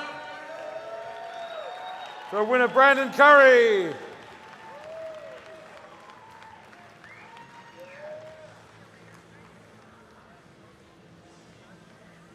And thank you, Arnold Schwarzenegger.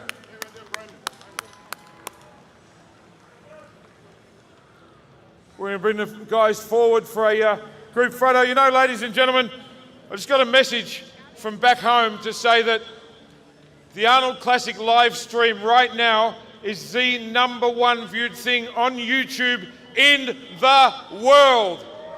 #1. More people watching this right now than anything else in the world. Amazing.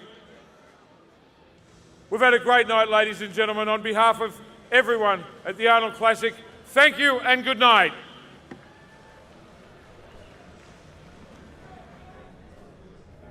All right, here he is, the man himself, Arnold.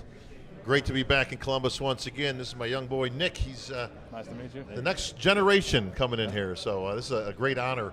Once again, congratulations on a great weekend. Wow, what a fantastic show, and Brandon Curry, and what a representative of the Arnold Classic winner.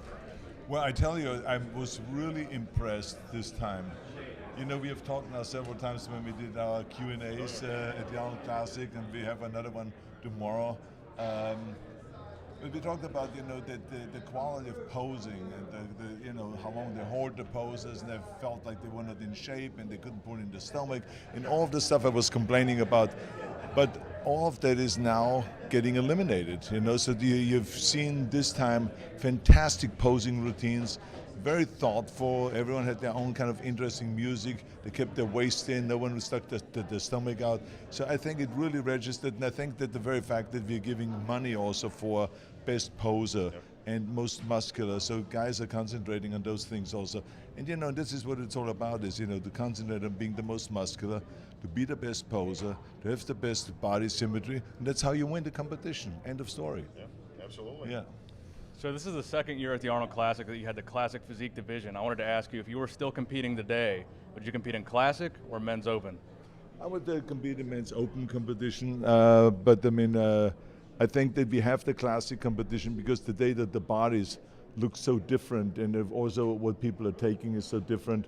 So it's like a different kind of almost a different kind of a competition. So the idea of the V-shaped body, the really lean waist, the abdominals, and kind of the wide shoulders, small waist, that kind of a look, and the symmetrical look, and the kind of look that when you walk on the beach, people look at that and say, oh man, I would love to have a body like that. You know, that kind of era is gone, so this is why we didn't want to make it gone. We wanted to bring it back and to have people have a choice. So today we have a double.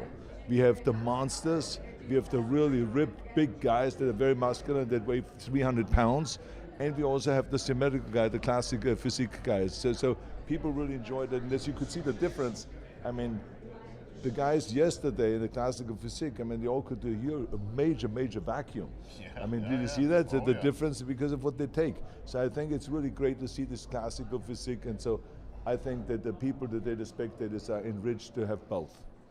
Arnold, I'm so glad you're still here with us. The whole place got a collective gasp when a 400-pound stone came rolling off the front of the stage right by where you were sitting, and the whole place went, oh my God. How did that look coming at you? Well, it was wild. You know, we are so worried because we pay so much attention to the safety of the stage. And, you know, we have to recognize that this whole thing where they're lifting is a stage that is built, that is 6 feet tall, and that's vulnerable. And it's, especially to that much weight at one place. So even though we have big platforms there, but then when it starts rolling towards you, and it starts hitting the ground and coming towards you, you know, that's really wild. But that's all part of show business, you know. I think it really created a little bit extra suspense today. That it did, yeah, absolutely. But that strongman is so impressive. It's literally, I mean, even though I'm from a bodybuilding background, it's one of my favorite parts of the entire weekend. But that Wheel of Pain was absolutely incredible to watch. Well, it's really amazing because so many times people, you know, say that, well, you know, some of those bodybuilding champions are not getting the big applause that in the old days bodybuilders got. But it doesn't mean that the audience is really kind of like lame. Because as you could see, yesterday when Miles was doing the deadlift, the kid with the cerebral palsy, right? So the people were standing on their feet. Sure. And the day again when the guy was doing the record in stone lifting, people were on their feet. I mean, they were like screaming, and it was like unbelievable the kind of energy you saw in the audience. So the audience just loves stuff like that. And this is why we are doing the last discipline of the World's Strongest Man competition on stage in front of the people, because most people don't get to see the whole thing. So thousands of people get to see it, but the people that come here in the evening maybe don't see the whole thing. Absolutely. So Brandon Curry, who won tonight, had a really small waist. What do you think, how important is it to still have a small waist today in bodybuilding? I think it's extremely important because remember, the smaller the waist is, the bigger the chest looks, the bigger the back looks, the bigger the deltoids look. So this is kind of like when you make you take a piece of paper and you make a cross, you know, the middle where it crosses, that is the narrowest. and then it goes out. This is where the delta is, and then the bottom is where the calves are. So the calves have to be big, the deltas have to be big, but the center has to be as skinny as possible and as ripped as possible, because your eye goes to the center. It doesn't go outward, it goes to the center, and this is what you see. So if you want to look good on the beach, the abs are the most important part. When you want to look good on the stage, when you pose, when you want to win, the more your waist is defined, the more you have the intercostals, the abs, the obliques, and the whole thing, and the slimmer you are, the better you're off. Governor, once again, I appreciate you taking the time out to talk to our worldwide audience viewing on the webcast, and I'll see you tomorrow at the seminar, the hidden jewel of the entire weekend. It's going to be a good one. Well, thank you. And you know, we have been Snapchatting the whole weekend, and you know, I do my selfies and all this stuff because social media today is very important, and this way, so many millions of people can watch it, you know, live of what's going on here, and you know, we're very proud that we have this time, for the first time, 22,000 participants here in 80 different sports from 80 different countries. So this has been the biggest Arnold Classic Sports and Fitness Festival ever, and we are growing and growing, not just in Columbus, but in all the other continents. I assume we'll see you back again next year? Absolutely. I'll be back. See you, my friend. Thank you. Good to see you. See you Sunday. See you Sunday. See you in the morning. Thank you, sir.